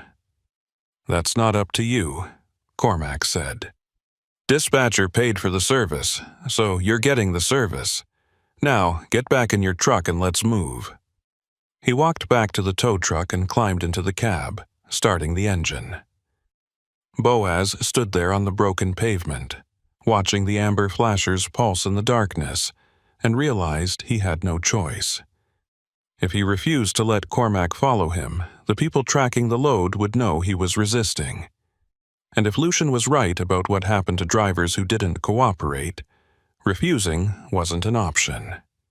He walked back to the Kenworth and climbed in, shifting into gear. Cormac's tow truck pulled to the side and let him pass, then fell in behind him, staying about 100 feet back. Boaz watched it in the mirrors, the headlights steady and unblinking, and tried not to think about what would happen when they reached Tucumcari. The road ahead was dark and empty, and the broken mile markers kept flashing past, silent witnesses to whatever was coming next. They drove for another 40 miles through the desert darkness, Boaz in the lead with Cormac's tow truck following at a constant distance behind. The road conditions deteriorated further as they went. Long sections where the asphalt had been completely scoured away by wind and flash floods, leaving only gravel and hard-packed dirt that sent vibrations rattling through the entire truck. Boaz kept his speed at 35 and watched the fuel gauge, which was now sitting at half a tank. He'd burned more fuel than expected navigating the rough terrain, but he still had enough to reach Tucumcari with a margin to spare. The trailer behind him felt heavier than the paperwork claimed, the way it pulled on the corners and resisted braking, and he found himself wondering again what was actually inside. Agricultural equipment shouldn't feel this dense. Machinery had weight, but it was distributed across the bed of the trailer in a way that balanced naturally. This load felt concentrated, like solid mass rather than assembled parts. He thought about the GPS tracker Lucian had shown him and wondered if there were cameras too, hidden in the trailer or mounted on the exterior, watching everything he did. Around mile 305, the old Route 66 alignment finally reconnected with I-40, merging onto a modern on-ramp that looked absurdly out of place after hours of crumbling pavement. Boaz accelerated onto the interstate and felt the Kenworth settle into a smooth, steady rhythm for the first time since leaving Flagstaff. The contrast was jarring. 4 lanes of perfect asphalt, evenly spaced reflectors, overhead lights at every interchange. Civilization. He glanced in the mirror and saw Cormac's tow truck merge behind him, maintaining the same 100-foot following distance. Now that they were on the interstate, other vehicles appeared. A few late-night commuters, a couple of long-haul truckers running night shifts. Boaz picked up the CB handset and scanned through the channels, listening to the normal chatter. Drivers talking about traffic conditions, rest stop locations, fuel prices. It all sounded impossibly mundane compared to what he'd just experienced. He keyed the mic and tried calling out. Breaker 19. This is eastbound Kenworth at mile marker 12 on I-40. Anyone running east toward Tucumcari? A voice crackled back almost immediately. Roger that, eastbound Kenworth. This is westbound Pete at mile marker 37. Roads are clear all the way to Santa Rosa. Safe travels. The simple normalcy of the exchange made Boaz's throat tighten. He drove another 30 miles on the interstate before his phone buzzed with a text message. He glanced at the screen and saw it was from an unknown number. Exit 333. Follow service road north. Delivery location changed. Boaz felt his stomach drop. He looked at the original route paperwork clipped to his visor. The destination was still listed as Tucumcari, another 40 miles east on I-40. But now someone was telling him to exit early and take a service road. He thought about Lucian's warning, about loads getting diverted and transferred to other vehicles, about drivers who disappeared. This was it. This was where they took the cargo and decided what to do with him. He could ignore the text, stay on the interstate, and drive straight to the original destination. But if the people tracking the load wanted him to exit at 333, they'd know the moment he passed it. And Cormac was still following behind him, close enough to block him in if he tried to run. He was boxed in, monitored, and out of options. He signaled for the exit and took the off-ramp, Cormac's tow truck following without hesitation. The service road was narrow and poorly lit, running parallel to the interstate for about a mile before branching north into open desert. Boaz followed it, watching the odometer tick upward, until his headlights picked out a cluster of buildings ahead. A small industrial complex surrounded by chain-link fence with a gravel lot and a loading dock. There were no signs indicating what the facility was, just a number painted on the side of the main building, 333, the same as the exit number. Boaz pulled into the lot and brought the Kenworth to a stop near the loading dock, leaving the engine running. Cormac's tow truck parked beside him, and the driver climbed out, walking over to Boaz's cab. Boaz rolled down his window. "This isn't Tucumcari," he said. "No," Cormac agreed. "It's not, but this is where the load goes." "My paperwork says Tucumcari," Boaz said. "Paperwork changes," Cormac said. "You'll get new documents once the transfer is complete." "What transfer?" Boaz demanded. Cormac gestured toward the loading dock where a roll-up door was opening, revealing the lit interior of a warehouse. "Just back your trailer up to the dock and let them unload. You'll be back on the road in an hour."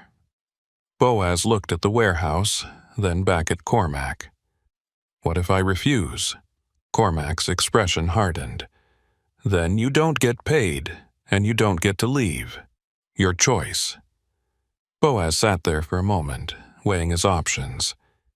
He could try to drive away, but Cormac's tow truck was positioned to block the exit, and there were probably other vehicles nearby waiting. He could call the police, but his phone still showed only one bar of signal, and by the time anyone arrived, the transfer would be complete, and he'd be left trying to explain why he'd deviated from his original route. The smart thing, the safe thing, was to do what Cormac said. Back the trailer to the dock, let them unload whatever was inside, and get out of here. He could always report it later, after he was clear. But something about that felt wrong, like cooperating made him complicit in whatever this was. He shifted the Kenworth into reverse and backed the trailer up to the loading dock, the backup alarm beeping in the quiet night. The dock workers appeared almost immediately. 4 men in dark coveralls, moving with practiced efficiency. They broke the tamper seal on the trailer doors and swung them open, then started unloading the cargo with an electric pallet jack. Boaz climbed down from the cab and walked to the back of the trailer, trying to get a look at what they were unloading. The men blocked his view, but he could see enough to know it wasn't agricultural equipment. The crates were wooden, unmarked, about 4 feet on each side. They were heavy. The pallet jack struggled with each one, the electric motor whining. The men worked in silence, not speaking to each other or acknowledging Boaz's presence. Within 20 minutes, they'd unloaded 30 crates and stacked them inside the warehouse. When the trailer was empty, one of the men walked over and handed Boaz a clipboard with new paperwork. A revised bill of lading listing the cargo as industrial components, and the delivery location as Facility 333. The weight was listed as 52,000 pounds, same as before, but the shipper and receiver fields were blank. "Sign here," the man said, pointing to a line at the bottom of the form. Boaz took the clipboard, but didn't sign. "What was in those crates?" "Not your concern," the man said. "You delivered the load. Now sign the paperwork so you can get paid and leave." Boaz looked at the form again. If he signed it, he'd be acknowledging that he'd delivered the cargo to this location, which would create a paper trail linking him to whatever illegal operation was happening here. But if he didn't sign, he wouldn't get paid, and he'd still be stuck in the middle of nowhere with no way out. He signed the form and handed it back. The man tore off the bottom copy and gave it to Boaz, then walked back into the warehouse. The roll-up door started closing, the metal slats rattling as they descended.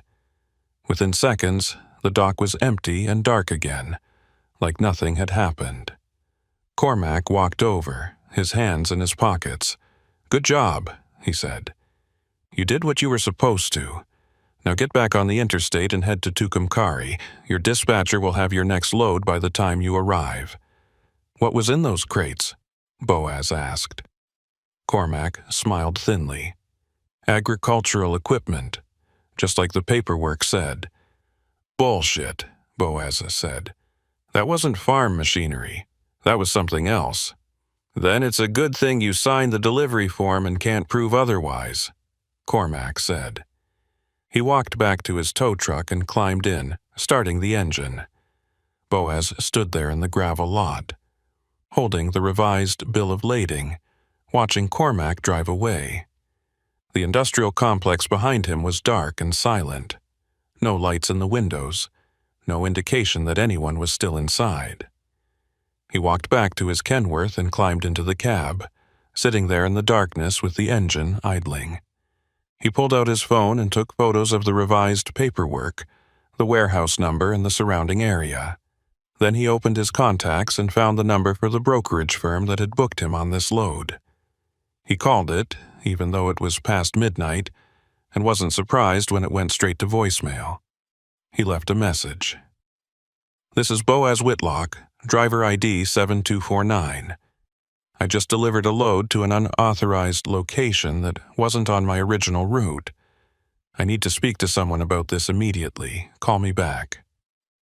He ended the call and sat there, waiting. His phone didn't ring. He tried the calling again and got the same voicemail. He tried the dispatcher who'd originally contacted him, but that number went to a disconnected message. It was like the entire brokerage had vanished. He opened his banking app and checked his account balance, wondering if the payment for the load had been processed. It hadn't. The balance was the same as it had been yesterday. He refreshed the app and checked again. Still nothing. A cold realization settled over him. He wasn't going to get paid for this load. The whole thing had been a setup, designed to move illegal cargo using an unknowing driver who could be blamed if anything went wrong. He thought about Lucian's list of abandoned trucks, the drivers who'd vanished without a trace. He thought about the voice on the CB warning him not to open the trailer, not to talk to anyone, not to deviate from the route. And he realized that the only reason he was still alive and free was because he'd done exactly what they wanted. He'd picked up the load, driven the route, delivered the cargo, and signed the paperwork. He'd made himself useful. But now that the delivery was complete, he was a liability, a witness, someone who knew too much and had documentation to prove it. He needed to get out of New Mexico fast, before whoever was running this operation decided he was more trouble than he was worth. He shifted the Kenworth into gear and pulled out of the lot, heading back toward I-40. But instead of continuing east toward Tucumcari, he took the westbound on-ramp, heading back the way he'd come. If they were tracking the trailer, they'd know he'd gone the wrong direction. But the trailer was empty now, and he didn't care. He needed distance and time to figure out his next move. He drove west for 30 miles, scanning the mirrors for any sign of pursuit, then took an exit into a small town called Moriarty and pulled into a truck stop. He parked in the back corner of the lot, away from the fuel pumps and the other trucks, and killed the engine. His hands were shaking as he pulled out his phone and started searching for information about the industrial complex at exit 333. He found nothing. No business listings, no property records, no mention of Facility 333 anywhere online. It was a ghost location, operating off the grid. He tried searching for the brokerage firm that had hired him for the load, and found only a basic website with no contact information beyond a generic email address. No physical address, no staff directory, no history. A shell company, probably created just for this operation. He opened his photos and looked at the images he'd taken, the revised bill of lading, the warehouse, the unmarked crates. It was evidence, but evidence of what? Without knowing what was in the crates, he couldn't prove anything illegal had happened. And if he went to the police, they'd want to know why he'd driven off route, why he'd delivered to an unauthorized location, why he'd signed paperwork acknowledging the delivery. He'd look complicit, maybe even guilty. He was about to put the phone away when it buzzed with a new text message. Unknown number again. The message was short. You went west. Wrong choice. Turn around. Boaz stared at the screen, his pulse quickening. They were still tracking him. Even with the trailer empty, even this far from the delivery site, they knew exactly where he was. He looked out the window at the empty parking lot, the dark shapes of other trucks scattered across the pavement, the distant glow of the truck stop's fluorescent lights. Was someone out there watching him right now? He grabbed his tire iron and climbed down from the cab, walking quickly toward the truck stop building. Inside, the place was nearly empty. A clerk behind the counter, a couple of drivers eating at the diner, a janitor mopping the floor. Boaz went to the restroom and splashed cold water on his face, trying to calm down and think clearly. He couldn't keep running. Eventually, he'd run out of fuel or money, or both, and they'd find him. His only option was to go to the authorities with what he knew and hope they'd protect him long enough to make a case. But who could he trust? Local police might be on the take, and federal agencies would want concrete proof before they'd act. He dried his face and walked back outside, heading toward his truck. That's when he saw the vehicle parked next to his Kenworth, a dark SUV with tinted windows, engine running. The same kind of vehicle that had chased him on the old Route 66. Boaz froze, his hand tightening on the tire iron. The driver's door of the SUV opened and a man stepped out. Tall, broad-shouldered, wearing a black jacket and jeans. He didn't look threatening, didn't make any aggressive moves, just stood there with his hands visible. "Boaz Whitlock," the man called out. Boaz didn't answer. The man walked closer, stopping about 10 feet away. "My name's Lucian Baird. We met earlier tonight, out on the old highway. I need to talk to you." Boaz squinted at him in the dim light. It was the same man, the retired highway inspector who'd flagged him down at mile 267. "How did you find me?" Boaz asked. "Same way they did," Lucian said, gesturing toward Boaz's phone. "You've been calling numbers, searching online, leaving a digital trail. I've been monitoring the operations communications network for years. When I saw you break pattern and head west instead of continuing to Tucumcari, I knew you were in trouble." "You said I should deliver the load and never come back," Boaz said. "Why are you here now?" "Because things have changed," Lucian said. "The cargo you delivered tonight wasn't just drugs or weapons. It was something bigger, something the feds have been trying to track for months. And you just became the only witness who can connect that cargo to the facility at exit 3D3, which means you're in more danger now than you were before." Boaz felt his stomach twist. "What was in those crates?" Lucian looked around the parking lot, checking for anyone watching, then stepped closer and lowered his voice. "Stolen military hardware, night vision equipment, encrypted communications gear, possibly explosives, the kind of stuff that gets sold to foreign buyers or domestic extremist groups. The people running this operation have been moving it through the old Route 66 corridor for years, using unknowing drivers like you to transport it without attracting attention. But tonight's delivery was supposed to be the last one before they shut down the route and moved the operation somewhere else. You were supposed to be a loose end that got tied up quietly." "So why am I still alive?" Boaz asked. "Because killing a driver on the side of the road attracts attention," Lucian said. "They prefer to make it look like accidents, brake failures, jackknifed trailers, drivers who fall asleep and go off the road. It takes time to set up. Time you don't have unless you disappear right now." "Where am I supposed to go?" Boaz asked. "Anywhere but here," Lucian said. "Ditch the truck, take your personal vehicle if you have one, and get as far from New Mexico as you can. I can give you contact information for a federal agent who's been investigating this operation. She's clean, and she'll protect you if you agree to testify, but you have to move now. They're already looking for you, and it won't take them long to figure out where you stopped."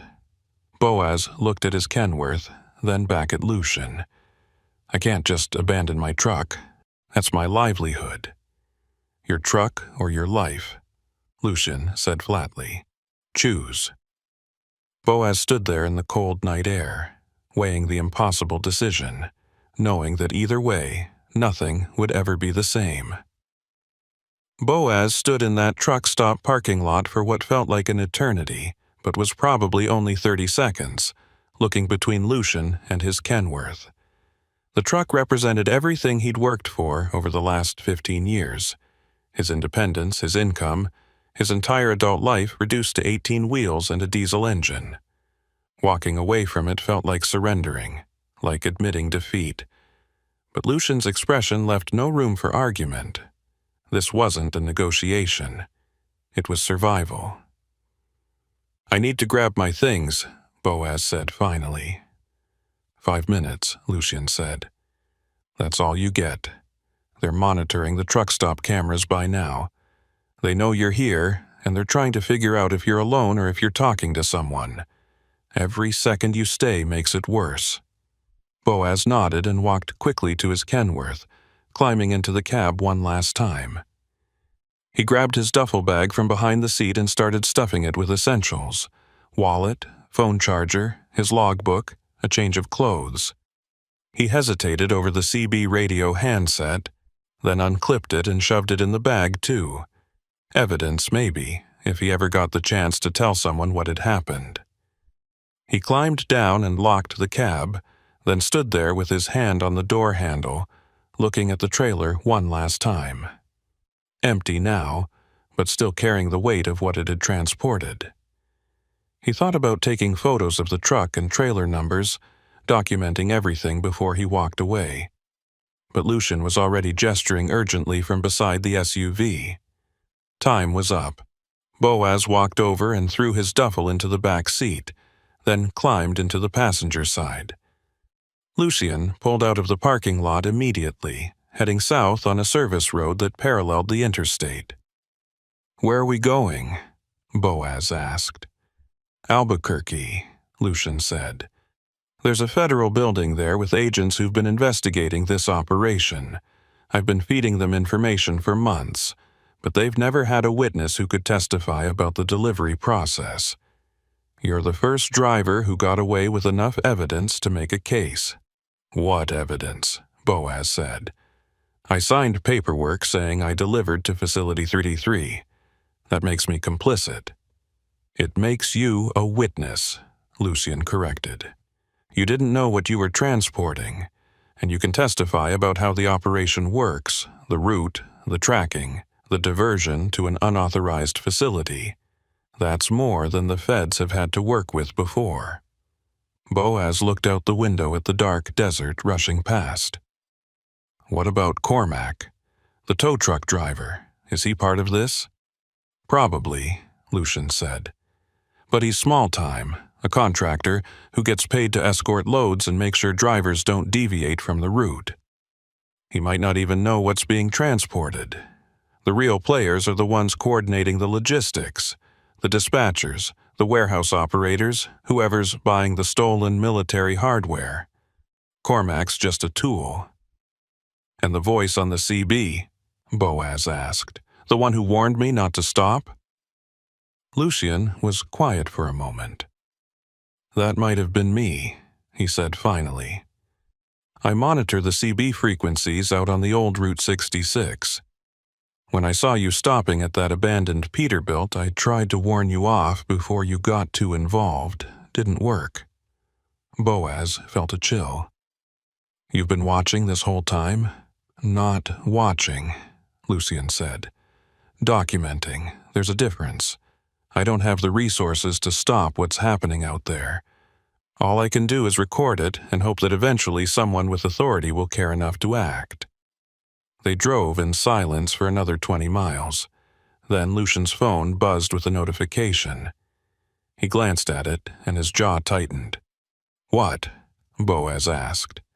"They found your truck," Lucian said. "There's a message on one of the encrypted channels I've been monitoring. They're sending someone to the truck stop right now to check if you're still there. And when they find out I'm not, then they'll start looking for you," Lucian said. "Which is why we need to get you to the federal building as fast as possible. Once you're inside and under protection, they can't touch you without exposing themselves." He accelerated, pushing the SUV up to 80 on the empty highway. Boaz gripped the door handle and tried to steady his breathing. His phone buzzed in his pocket, and he pulled it out to see another text from the unknown number. "Last chance. Return to your truck. Drive to Tucumcari. We'll forget this happened." He showed the message to Lucian. "They're offering me a way out," Boaz said. "They're lying," Lucian said flatly. "They just want to know if you're still responding to messages. Don't reply. Turn off your phone and remove the battery if you can." Boaz powered down his phone and pulled off the back panel, removing the battery. The screen went dark. "How did you know they'd come after me?" he asked. Because this isn't the first time, Lucian said. I've seen this pattern before. A driver gets hired for a priority load, gets routed through the old highway, delivers to an unauthorized location. Most of them don't ask questions. They just take their money and move on. But every so often, there's someone like you. Someone who notices things, who tries to verify what they're hauling, who doesn't just blindly follow orders. Those drivers become problems, and problems get eliminated. How many? Boaz asked. How many drivers have been eliminated? Lucian's expression darkened. 15 that I know of. Maybe more. They don't always do it right away. Sometimes they wait weeks or months, then stage an accident when the driver's on another route somewhere far from New Mexico. Brake line cut, tire blowout, trailer comes loose on a mountain pass. The investigation calls it driver error or mechanical failure, and the case gets closed. Boaz felt his mouth go dry. So even if I testify, even if the feds arrest the people running this operation, I'm still a target. Yes, Lucian said, which is why witness protection is part of the deal. New identity, new location, new life. It's not ideal, but it's better than the alternative. They reached the outskirts of Albuquerque just after 3 a.m., and Lucian took a circuitous route through residential neighborhoods before finally pulling up to a nondescript office building downtown. It was 4 stories, concrete and glass, with no signage indicating what agencies operated inside. Lucian parked in a loading zone and killed the engine. This is it, he said. Federal building. DEA and ATF have offices on the 3rd floor. The agent you need to talk to is named. He stopped mid-sentence, his eyes fixed on something in the rearview mirror. Boaz turned and saw a vehicle pulling into the lot behind them, a dark sedan with tinted windows moving slowly. Is that them? Boaz asked. I don't know, Lucian said, but we're not waiting to find out. Get inside now. He opened his door, and Boaz did the same, grabbing his duffel and running toward the building entrance. The lobby was lit but empty, the security desk unmanned at this hour. Lucian led him to an elevator and jabbed the button for the 3rd floor. The doors closed just as the sedan pulled up outside, and Boaz caught a glimpse of 2 men getting out before the elevator started rising. The 3rd floor hallway was fluorescent bright and institutional, lined with office doors marked with agency seals. Lucian walked quickly to a door at the end marked ATF, Field Operations, and pounded on it. No response. He tried the handle. Locked. Damn it, Lucian muttered. He pulled out his phone and dialed a number, putting it on speaker. It rang 4 times before a woman's voice answered, groggy and irritated. This is Special Agent Carver. Who is this, and why are you calling at 3 a.m? It's Lucian Baird, Lucian said. I've got the witness I told you about. The driver who delivered to Facility 333 tonight. We're outside your office right now, and we need protection. They're following us.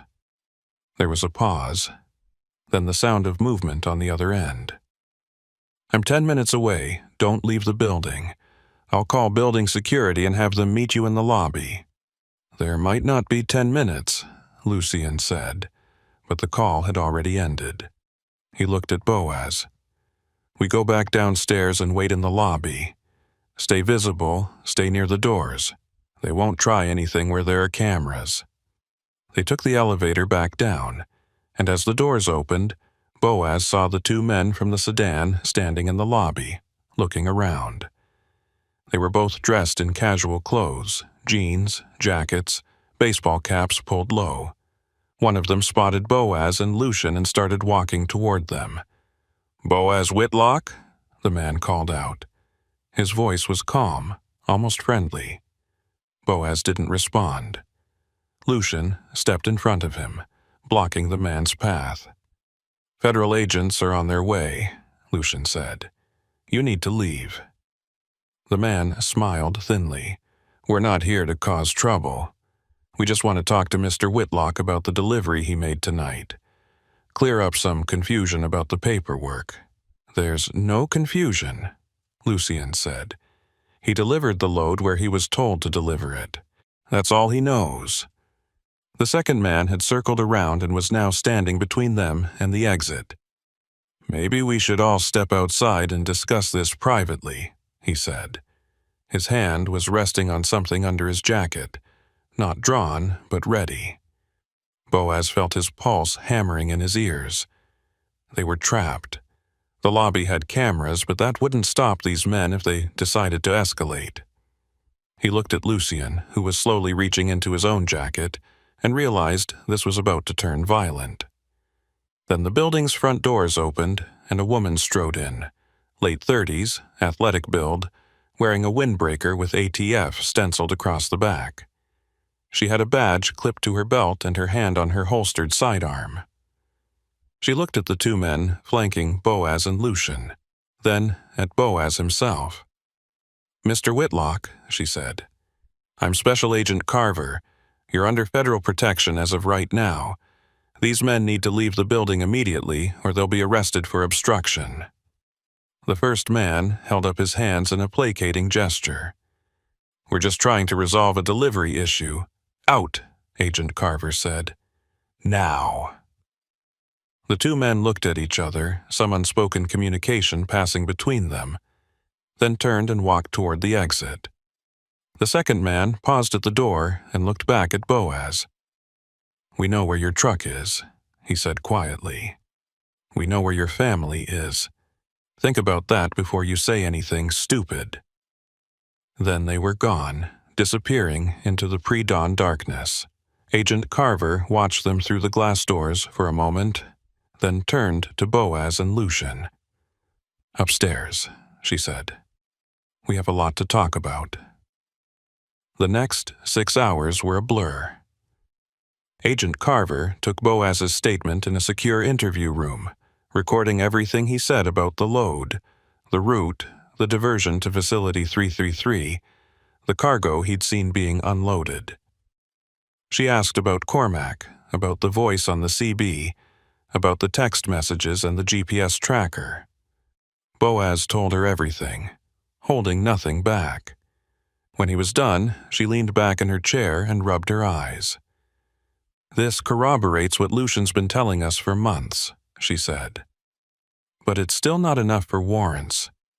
We need physical evidence, the cargo itself, or documentation that links specific individuals to the facility. What you've given us is testimony, which is valuable, but it won't hold up in court without corroboration." "What about the tracker on my trailer?" Boaz asked. "Can't you use that to prove they were monitoring me?" "The tracker's probably been removed by now," Agent Carver said. "And even if we recovered it, it doesn't prove criminal intent. They could claim it was a standard security measure for high-value freight. We need more." Boaz felt exhaustion and frustration washing over him in equal measure. "So what do I do now? Just sit here while they figure out how to kill me?" "You enter witness protection," Agent Carver said. "We relocate you, give you a new identity, set you up somewhere far from here. You stay off the grid until we can build a case strong enough to prosecute. It might take months, maybe years, but it's the only way to keep you safe." "And my truck?" Boaz asked. "My livelihood?" "Gone," Agent Carver said bluntly. "You can't go back to trucking, not under your real name. That's the trade-off, your life in exchange for your old life." Boaz sat there in the sterile interview room, under the harsh fluorescent lights, and felt the weight of what he was losing settle over him like a physical thing. His truck, his roots, his independence, all of it gone because he'd taken one job from the wrong broker. He thought about the 15 other drivers Lucien had mentioned, the ones who'd disappeared over the years. How many of them had sat in rooms like this, making the same impossible choice? "What if I don't want protection?" Boaz asked. "What if I just want to walk away and forget this happened?" Agent Carver looked at him with something that might have been pity. "Then you'll be dead within a week. These people don't forgive witnesses, Mr. Whitlock. They don't take chances. You've seen too much and you know too much. The only question is whether you disappear on your terms or theirs." Boaz closed his eyes and thought about the broken mile markers scattered across the old Route 66, silent monuments to a highway that nobody remembered. He thought about the drivers who'd come before him, who'd made deliveries they didn't understand and paid for it with their lives. And he thought about the voice on the CB that had warned him to keep moving, to not stop, to not look too closely at what he was hauling. That voice had been Lucian, trying to save him from a fate he hadn't seen coming. "Okay," Boaz said finally. "I'll do it. I'll take the protection." Agent Carver nodded and stood up. "We'll start the process today. You'll be moved to a safe house while we arrange your relocation. In the meantime, don't contact anyone from your old life. No family, no friends, no former employers. From this point forward, Boaz Whitlock doesn't exist." 3 days later, Boaz sat in a generic motel room somewhere in the Midwest, looking at the paperwork spread across the bed. A new driver's license with a name he didn't recognize, a new social security number, a bank account with enough money to get started but not enough to last long. Agent Carver had told him he'd need to find work under his new identity, something that didn't involve trucking or anything else that might draw attention. He was supposed to be invisible now, a ghost passing through a world that had already forgotten him. His phone, a new one, clean and untraceable, buzzed with a message from Lucian. They raided Facility 333 last night, found evidence of the military hardware shipments. Arrests coming soon. You did the right thing. Boaz read the message twice, then deleted it. Doing the right thing was supposed to feel satisfying, redemptive, like justice had been served. But all he felt was empty. He thought about his Kenworth sitting abandoned in that truck stop parking lot, probably already impounded or sold at auction. He thought about the routes he'd driven for years, the landscapes he'd memorized, the truck stops where everyone knew his name. All of it was gone now, erased like the mile markers on the old highway. He walked to the window and looked out at the parking lot, watching the other travelers come and go. Families loading luggage into minivans, business people checking their phones, truckers pulling in for the night. Normal people living normal lives, unaware of the networks of crime and violence running beneath the surface of everything they took for granted. Boaz had been one of them once. Now he was something else, a witness, a liability, a name that didn't exist attached to a face that had to stay hidden. The motel TV was on with the sound muted, showing a news report about a federal raid on an illegal arms trafficking operation in New Mexico. Boaz watched as the footage showed agents leading suspects in handcuffs out of a warehouse. The location identified as an undisclosed facility near Interstate 40. He recognized the building, Facility 333, the place where he'd delivered the load that had destroyed his life. The news anchor was calling it a major victory in the fight against domestic terrorism. They didn't mention the drivers who'd been used as unwitting couriers. They didn't mention the abandoned highway or the broken mile markers or the people who'd disappeared trying to do the right thing. Boaz turned off the TV and sat on the edge of the bed, his head in his hands. He'd survived, which was more than 15 other drivers could say. But survival had come at a cost he was only beginning to understand. He'd lost his name, his profession, his entire identity. He was alive, but only technically. The person he'd been, Boaz Whitlock, independent trucker, driver of Western routes, was dead. And in his place was someone new, someone unnamed and undefined, drifting through a life that felt borrowed and temporary. His phone buzzed again. Another message from an unknown number, and for a second his blood ran cold, thinking it was them, the people from the operation, tracking him down despite the protection. But when he opened it, the message was short and unsigned. They're still moving freight through the old highways. Different routes now, different drivers. Same operation.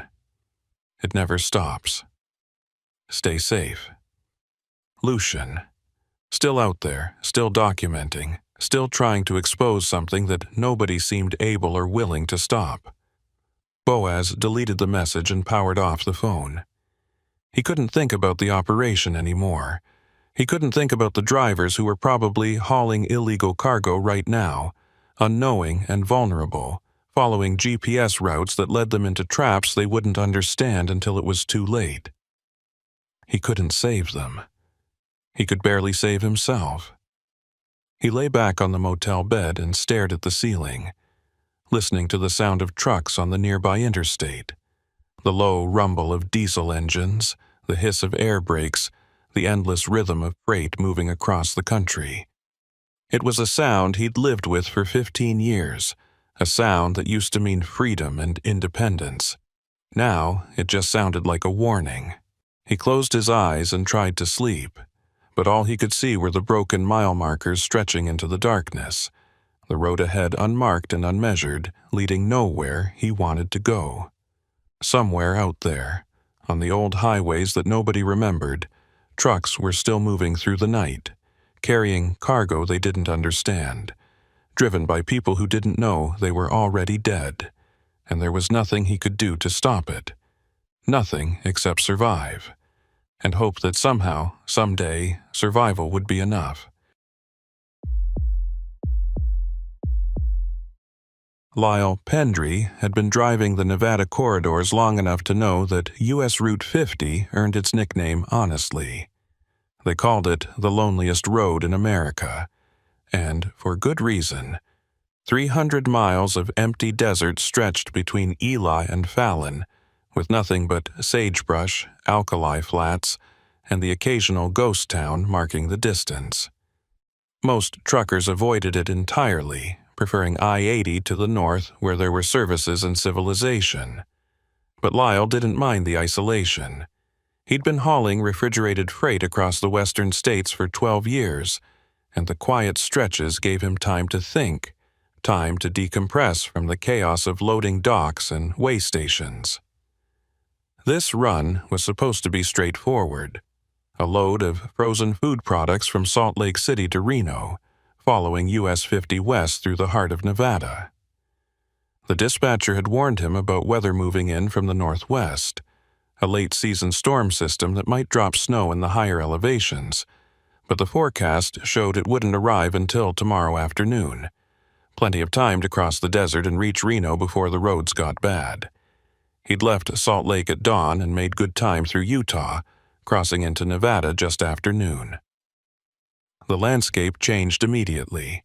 The green valleys and pine forests giving way to high desert plateau, the mountains retreating to distant purple ridges on the horizon. The road stretched ahead in a perfect straight line for miles at a time. The white center line and the black asphalt, the only contrast against the brown and gray emptiness.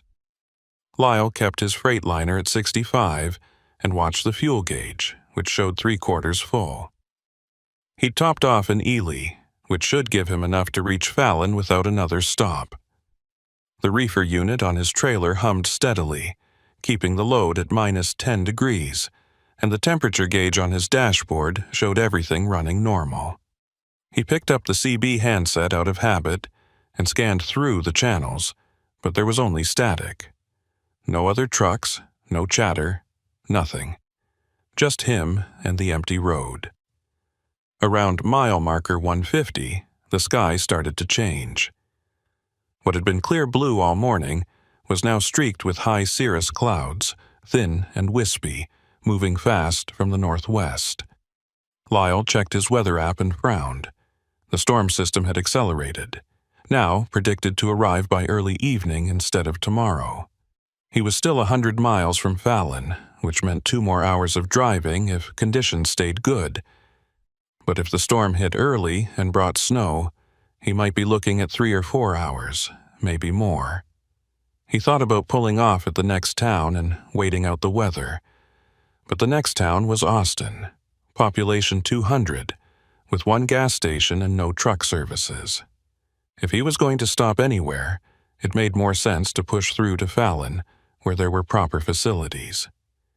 He accelerated slightly, bringing his speed up to 70, and focused on making time while the road was still clear. By mile marker 170, the wind had picked up. Lyle could feel it buffeting the trailer, the gusts strong enough to push the entire rig sideways by inches. He eased off the throttle and gripped the wheel tighter, watching the center line to make sure he stayed in his lane. The sky ahead was darker now, the clouds thickening and lowering, and he could see curtains of precipitation in the distance. Snow, probably, or freezing rain. His phone buzzed with a notification. Winter Weather Advisory. Heavy snow expected along US 50 corridor. Travel not recommended after 6 p.m. He checked the time. It was 3:30. 2.5 hours until the advisory went into effect, and he still had 90 miles to go. He could make it if he kept moving, but it would be close. Then, at mile marker 185, the road ahead disappeared into white. Not snow. Fog. Dense and sudden, rolling across the highway like a physical wall. Lyle hit his hazard lights and slowed to 40, then 30, his visibility dropping to less than 50 feet. The fog was cold and wet, condensing on his windshield faster than the wipers could clear it. He turned on his fog lamps and leaned forward, squinting through the glass, trying to follow the road markers on the shoulder. The center line had vanished completely, swallowed by the white void. He'd driven through fog before, but this was different. Thicker, more disorienting, with strange eddies and currents that made it hard to judge distance or direction. His GPS showed he was still on US 50, but the map display kept flickering and losing signal, the blue route line disappearing for seconds at a time before reappearing in slightly different positions. He slowed to 20 miles per hour and kept his eyes on the shoulder reflectors, using them to navigate. Then the reflectors stopped. Lyle tapped his brakes and brought the Freightliner to a crawl, looking for the next marker. Nothing. Just empty pavement and swirling fog. He checked the GPS again. The screen was frozen, showing his position at mile marker 185, even though he'd been driving for at least another mile since then. He tried refreshing the app, but it wouldn't load. No signal. He was reaching for the CB radio when his headlights caught something on the right side of the road. A structure, low and rectangular with a peaked roof. A building. Lyle eased the truck to a stop and stared at it through the fog. It looked like a rest area, one of the old state-built facilities from the 60s or 70s with a small parking lot and what might be restrooms. But there were no lights, no signs, and the GPS didn't show any rest areas in this section of highway. He put the truck in park and climbed down, grabbing his flashlight. The cold hit him immediately. The temperature had dropped at least 20 degrees since he'd entered the fog, and the wind carried tiny ice crystals that stung his face. He walked toward the building, his boots crunching on gravel and broken asphalt.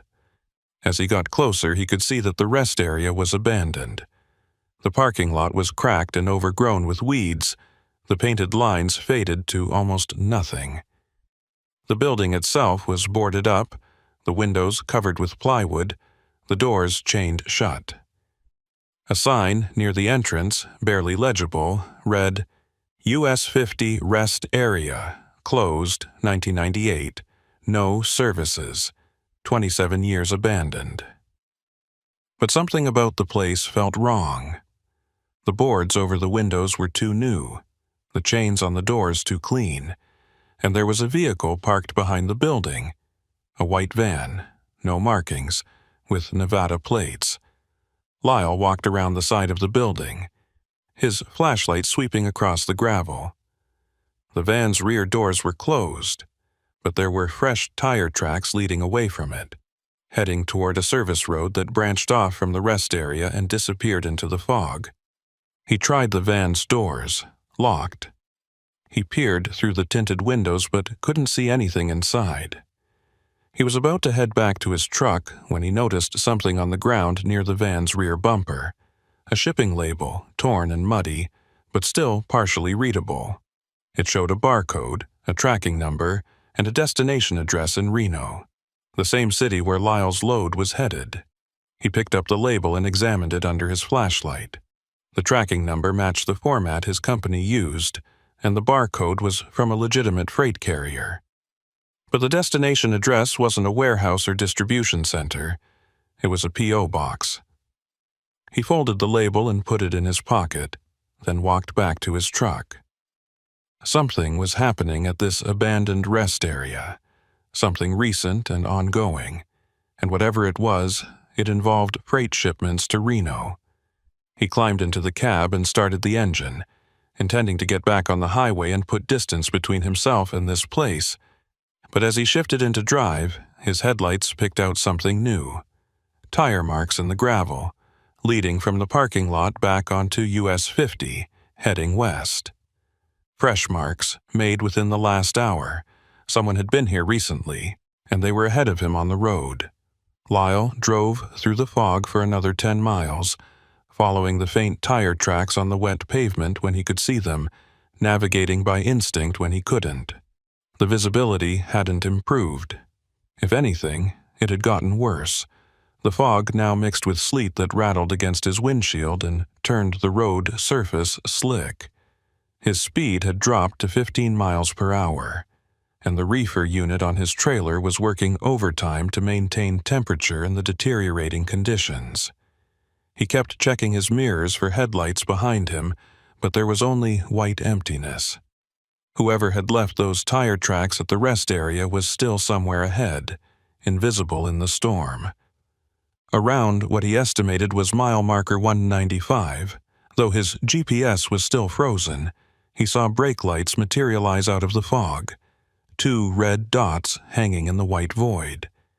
He eased off the throttle and brought the Freightliner to a stop about 50 feet back, leaving his hazards on. The vehicle ahead wasn't moving. Lyle grabbed his flashlight and climbed down again, the cold even more brutal now, the wind driving sleet horizontally across the highway. He walked forward slowly, his boots crunching on the ice-covered asphalt. The vehicle was a highway patrol cruiser, parked at an angle across the right lane with its light bar dark. The driver's door was open and the engine was running, exhaust steaming in the frozen air. Lyle approached cautiously and called out, "Highway Patrol, you need assistance?"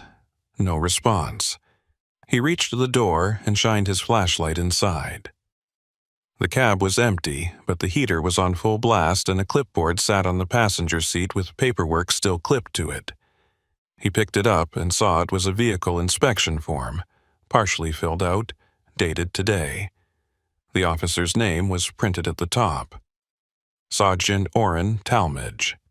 The inspection form listed a vehicle description: white van, no plates, commercial cargo area, and a location: US 50 rest area MM 185. The same rest area Lyle had just left. The same white van he'd seen parked behind the building. Talmadge had been there, had documented the van, and then had driven west on US 50. But now his cruiser was abandoned on the highway with the engine running and no sign of the officer. Lyle looked around, sweeping his flashlight across the fog-shrouded landscape. The desert on either side of the highway was flat and featureless, offering no place to hide or take shelter. There were no buildings, no vehicles, nothing that would explain where Talmadge had gone. Then Lyle noticed something on the pavement near the cruiser's rear bumper. Boot prints, leading away from the vehicle and off the shoulder into the desert. He followed them with his flashlight beam for about 30 feet before they disappeared into a shallow wash. Lyle walked to the edge of the wash and looked down. The bottom was filled with running water, maybe 6 inches deep, flowing fast from the storm runoff. and lying half-submerged in the water was something dark and rectangular, a case or a box. Lyle climbed down carefully, his boots slipping on the wet rocks, and retrieved it. It was a hard shell case, black plastic, latched but not locked. He carried it back up to the highway and set it on the hood of the patrol cruiser, then opened it. Inside were documents, dozens of them, organized in clear plastic sleeves. Shipping manifests, weigh station records, cargo inspection reports. All of them dated within the last 6 months, and all of them related to freight moving through the US 50 corridor. Lyle pulled out one of the manifests and examined it under his flashlight. It listed a shipment of electronic components being transported from Salt Lake City to Reno, following the same route he was driving now. But the manifest had been marked with a red stamp. Failed inspection. Discrepancy in declared weight. Similar stamps appeared on most of the other documents in the case. Lyle's hands were shaking, and not just from the cold. Talmadge had been investigating freight shipments on this route, documenting weight discrepancies and inspection failures, and judging by the number of documents in the case, this had been going on for months. Lyle thought about his own load: frozen food products, legal and documented, with proper bills of lading and weigh station receipts. Or, at least, that's what his dispatcher had told him. He'd never actually verified the weight himself, had just trusted the paperwork. He was about to close the case when he noticed a handwritten note tucked into one of the sleeves. Dead beacon at MM200. Multiple vehicles using location as transfer point. Investigate further. MM200. Mile marker 200. About 5 miles ahead of where he was now, and the note mentioned a dead beacon, probably a weigh station or inspection point that had been decommissioned. Lyle looked at the patrol cruiser, then at the tire tracks disappearing into the fog ahead. Talmadge had been heading west toward mile marker 200 when something made him stop here. Either he'd found evidence that required immediate documentation, or he'd encountered something, or someone, that prevented him from continuing.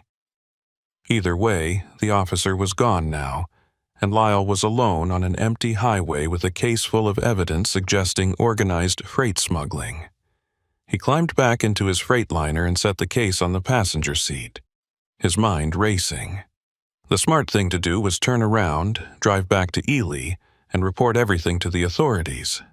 But turning around meant backing his rig through several miles of fog and sleet on a narrow highway with no shoulder, which was dangerous and maybe impossible. The other option was to keep going west, try to reach Fallon, or at least find a place with cell service where he could call for help. But that meant driving past mile marker 200, past the dead beacon that Talmadge had been investigating. He thought about the white van at the rest area, the fresh tire tracks, the shipping label with the Reno P.O. box address. Someone was moving freight through this corridor using abandoned facilities as transfer points, manipulating weight records to avoid inspection. And Talmadge had gotten too close to exposing them. Lyle shifted into gear and started driving, following the tire tracks west. He had to know what was at mile marker 200. Had to understand what he'd gotten himself involved in.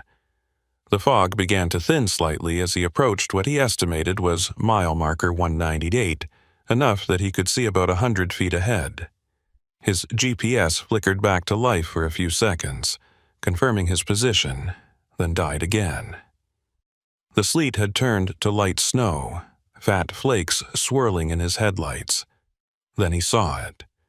A structure on the right side of the highway, larger than the rest area, with a covered scale platform and a small building. A weigh station. But like the rest area, it was abandoned.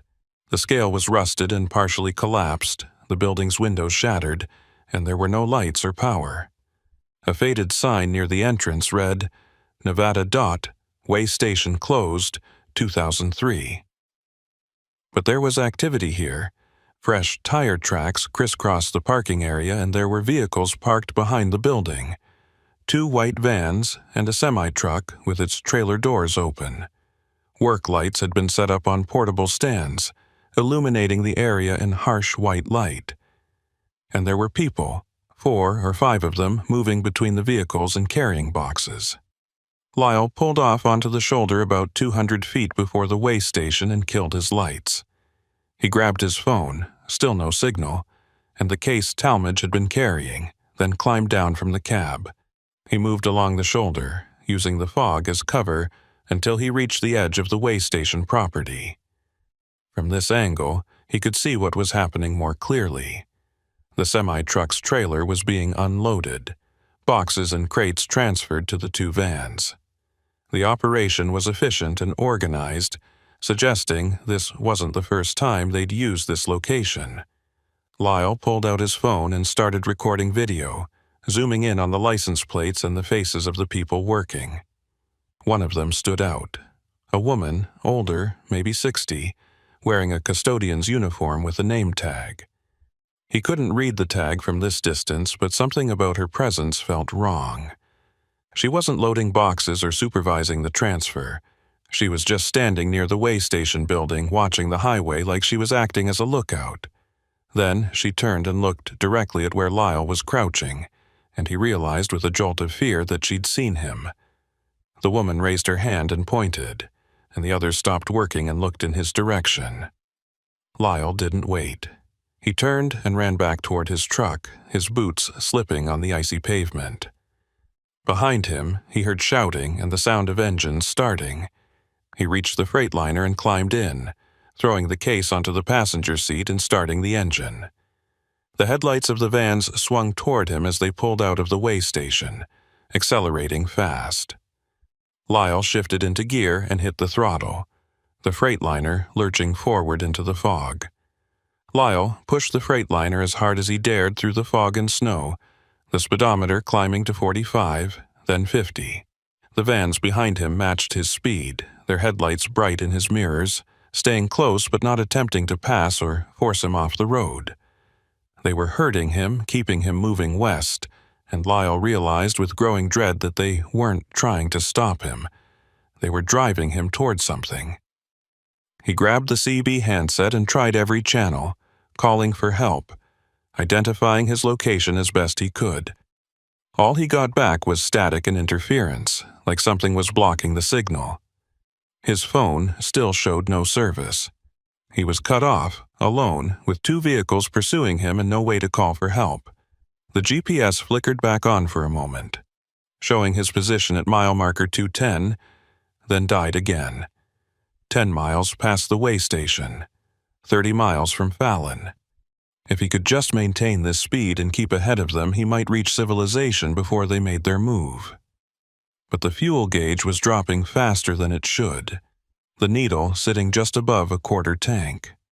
The combination of heavy acceleration and the reefer unit running in cold weather was burning diesel at an unsustainable rate. Then the vans fell back, their headlights receding in his mirrors until they disappeared into the fog. Lyle didn't slow down. If anything, he accelerated, pushing the Freightliner up to 60, his eyes locked on the road ahead. The absence of pursuit was almost worse than being chased. It meant they'd accomplished whatever they needed to, or they knew something he didn't about what was waiting ahead. Mile marker 215 flashed past, then 220. The fog was lifting slightly, the visibility improving to maybe 200 feet. Lyle could see the road curving ahead, following the contour of a low ridge, and then, on the right side of the highway, he saw lights. A rest area, this one with functioning lamps illuminating a parking lot and a modern-looking building. A legitimate facility, still in operation. He took the exit without hesitation and pulled into the lot, bringing the Freightliner to a stop near the building entrance. The parking area was empty except for one vehicle, a maintenance truck with Nevada DOT markings. Lyle climbed down and ran toward the building, Talmadge's evidence case clutched under his arm. The rest area's main door was unlocked, and he pushed through into a well-lit lobby with restrooms on one side and vending machines on the other. The place looked clean and maintained, but there was no one at the information desk. He called out, "Hello? Anyone here? I need help. I'm being followed." Footsteps echoed from the hallway leading to the back offices, and a woman appeared.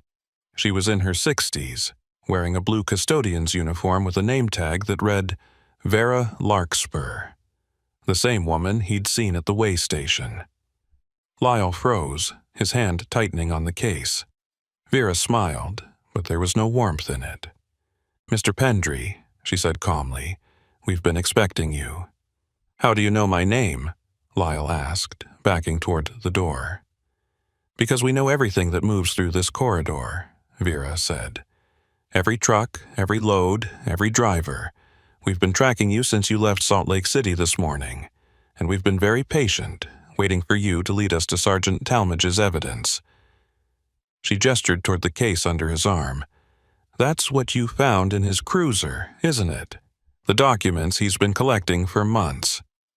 Lyle looked at the door behind him, calculating whether he could make it back to his truck before she stopped him. But then he heard engines outside, the two vans, pulling into the parking lot, blocking his Freightliner. He was trapped. "What did you do to Talmadge?" Lyle asked. "Nothing permanent," Vera said. "He's alive, just detained somewhere he can't interfere with our operations. We don't kill law enforcement unless absolutely necessary. Too much attention, too many questions. But civilians are different. Truck drivers disappear on these roads all the time. Accidents, breakdowns, exposure. Nobody thinks twice about it." She walked closer, her hand reaching for the case. "Give me the evidence, Mr. Pendry. You hand it over, you drive away, and we forget this ever happened. You try to keep it, and you'll be the fourth driver this year who vanished on US 50. Your choice." Lyle pulled the case closer to his chest. "What's in my trailer? What am I really hauling?" Vera's expression didn't change. "Exactly what your paperwork says. Frozen food products, legal, documented, clean, but the weight is wrong. Your load is 10,000 pounds heavier than the manifest claims, and that extra weight is valuable cargo we can't move through normal channels." "Drugs?" Lyle asked. "Not exactly," Vera said. "Rare earth minerals, stolen from mining operations in Utah being smuggled to buyers in California who don't ask questions about provenance. The minerals get mixed into your legitimate loads, hidden under the frozen goods, and moved through the corridor without inspection because the old way stations are closed and the new ones are too far apart. We've been doing it for 5 years, moving millions of dollars in stolen materials right under the state's nose. And it works because drivers like you don't know what you're carrying." She held out her hand. "Now give me the case." Lyle looked at the evidence in his arms, then at Vera, then at the door. He thought about Talmadge, detained somewhere, unable to stop what was happening. He thought about the 15 other trucks Vera's operation had probably been using, their drivers all unknowing accomplices in a smuggling ring. And he thought about what would happen if he handed over the evidence. Vera would let him go, and the operation would continue, and nothing would change. But if he refused, he'd end up like the other drivers who'd vanished. Either way, he lost. He made his decision. In one quick motion, he threw the case at Vera's feet, sending documents scattering across the lobby floor, then turned and ran for the door. He heard her shouting behind him, heard footsteps pounding after him, but he didn't look back. He burst out into the cold air and sprinted toward his Freightliner. The vans were parked in front of it, but the men inside were just climbing out, not expecting him to run. Lyle reached his truck and vaulted into the cab, starting the engine and throwing it into reverse. The Freightliner lurched backward, the trailer jackknifing slightly, and he corrected hard, swinging the wheel. The vans tried to reposition to block him, but he was faster, accelerating forward and cutting across the empty parking spaces. He crashed through a low chain barrier at the edge of the lot and bounced back onto the highway, the suspension groaning.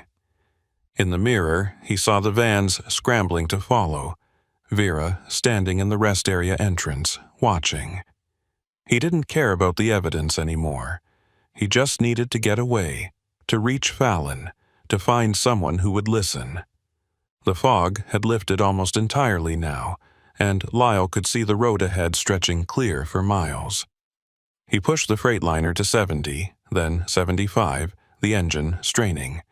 The fuel gauge needle was hovering just above empty, the low fuel warning light blinking. He had maybe 10 miles left before the tank ran dry. But Fallon was only 20 miles away. So close. The vans appeared in his mirrors again, gaining fast, and Lyle realized they weren't going to let him reach town. They were going to run him off the road, stage it as an accident, and take whatever was hidden in his trailer.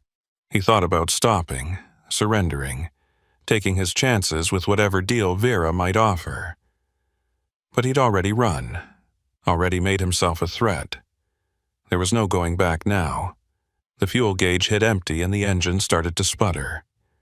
Lyle downshifted, trying to squeeze every last mile from the remaining diesel, but the Freightliner was losing power. 60 miles per hour, then 50, then 40. The vans were right behind him now, close enough that he could see the faces of the drivers. And then, ahead on the right, he saw lights. A truck stop, small but legitimate, with a few vehicles parked in the lot. Civilization. Witnesses. He aimed the Freightliner toward it, coasting on momentum, and managed to pull into the lot just as the engine died completely. He grabbed his phone and jumped down, running toward the building. The vans pulled in behind him but didn't follow immediately. Too many people around, too much risk. Lyle burst through the truck stop door and found a clerk behind the counter, a young man staring at him in confusion. "Call the police," Lyle gasped. "Call Highway Patrol. Tell them there's a smuggling operation on US 50 and they're using truckers to move stolen cargo. Tell them Sergeant Talmadge has evidence and he's being detained somewhere near mile marker 200. The clerk blinked. "Are you okay, man? You look—" "Just call them," Lyle shouted. He turned and looked through the window at the parking lot. The vans were still there, idling, waiting. Vera hadn't gotten out. She was just sitting in the passenger seat of one van, watching him through the glass. And then slowly both vans backed up and drove away, disappearing into the night. Lyle stood there, shaking, and realized that she'd let him go. Not out of mercy, but because he'd become more trouble than he was worth. The evidence was destroyed, scattered across that rest area floor. And without it, his testimony was just the word of one panicked truck driver against an operation that had been running successfully for 5 years. The police came an hour later, took his statement, and sent a unit to search for Talmadge's cruiser. They found it right where Lyle had left it, abandoned on the highway. But there was no sign of the sergeant, no case full of documents, no evidence that anything unusual had happened. The way station at mile marker 200 was empty when they checked it. No vehicles, no lights, no trace of the transfer operation Lyle had witnessed. And when they inspected his trailer, they found exactly what the manifest claimed. Frozen food products, properly documented, with the correct weight. No rare earth minerals, no smuggled cargo, nothing illegal. The officer who interviewed him was sympathetic but skeptical, suggesting that the fog and stress had caused Lyle to misinterpret what he'd seen. By the time they released him at dawn, Lyle knew the truth. The operation had cleaned up, erased the evidence, and relocated, and he would never be able to prove what had happened on that lonely stretch of highway. He sat in the truck stop's parking lot as the sun rose, watching the morning traffic build on US 50. Trucks rolling east and west, hauling freight, moving cargo, going about their business. Any one of them could be carrying something hidden, something illegal, and the drivers would never know. Lyle started his Freightliner, The truck stop had given him enough diesel to reach Reno, and pulled back onto the highway. He drove west, toward his original destination, but the road felt different now, emptier, more dangerous. And somewhere out in the desert on the loneliest road in America, the dead beacon at mile marker 200 waited in silence, ready for the next load, the next driver, the next delivery that would never be questioned. And Lyle knew he would never drive this route again.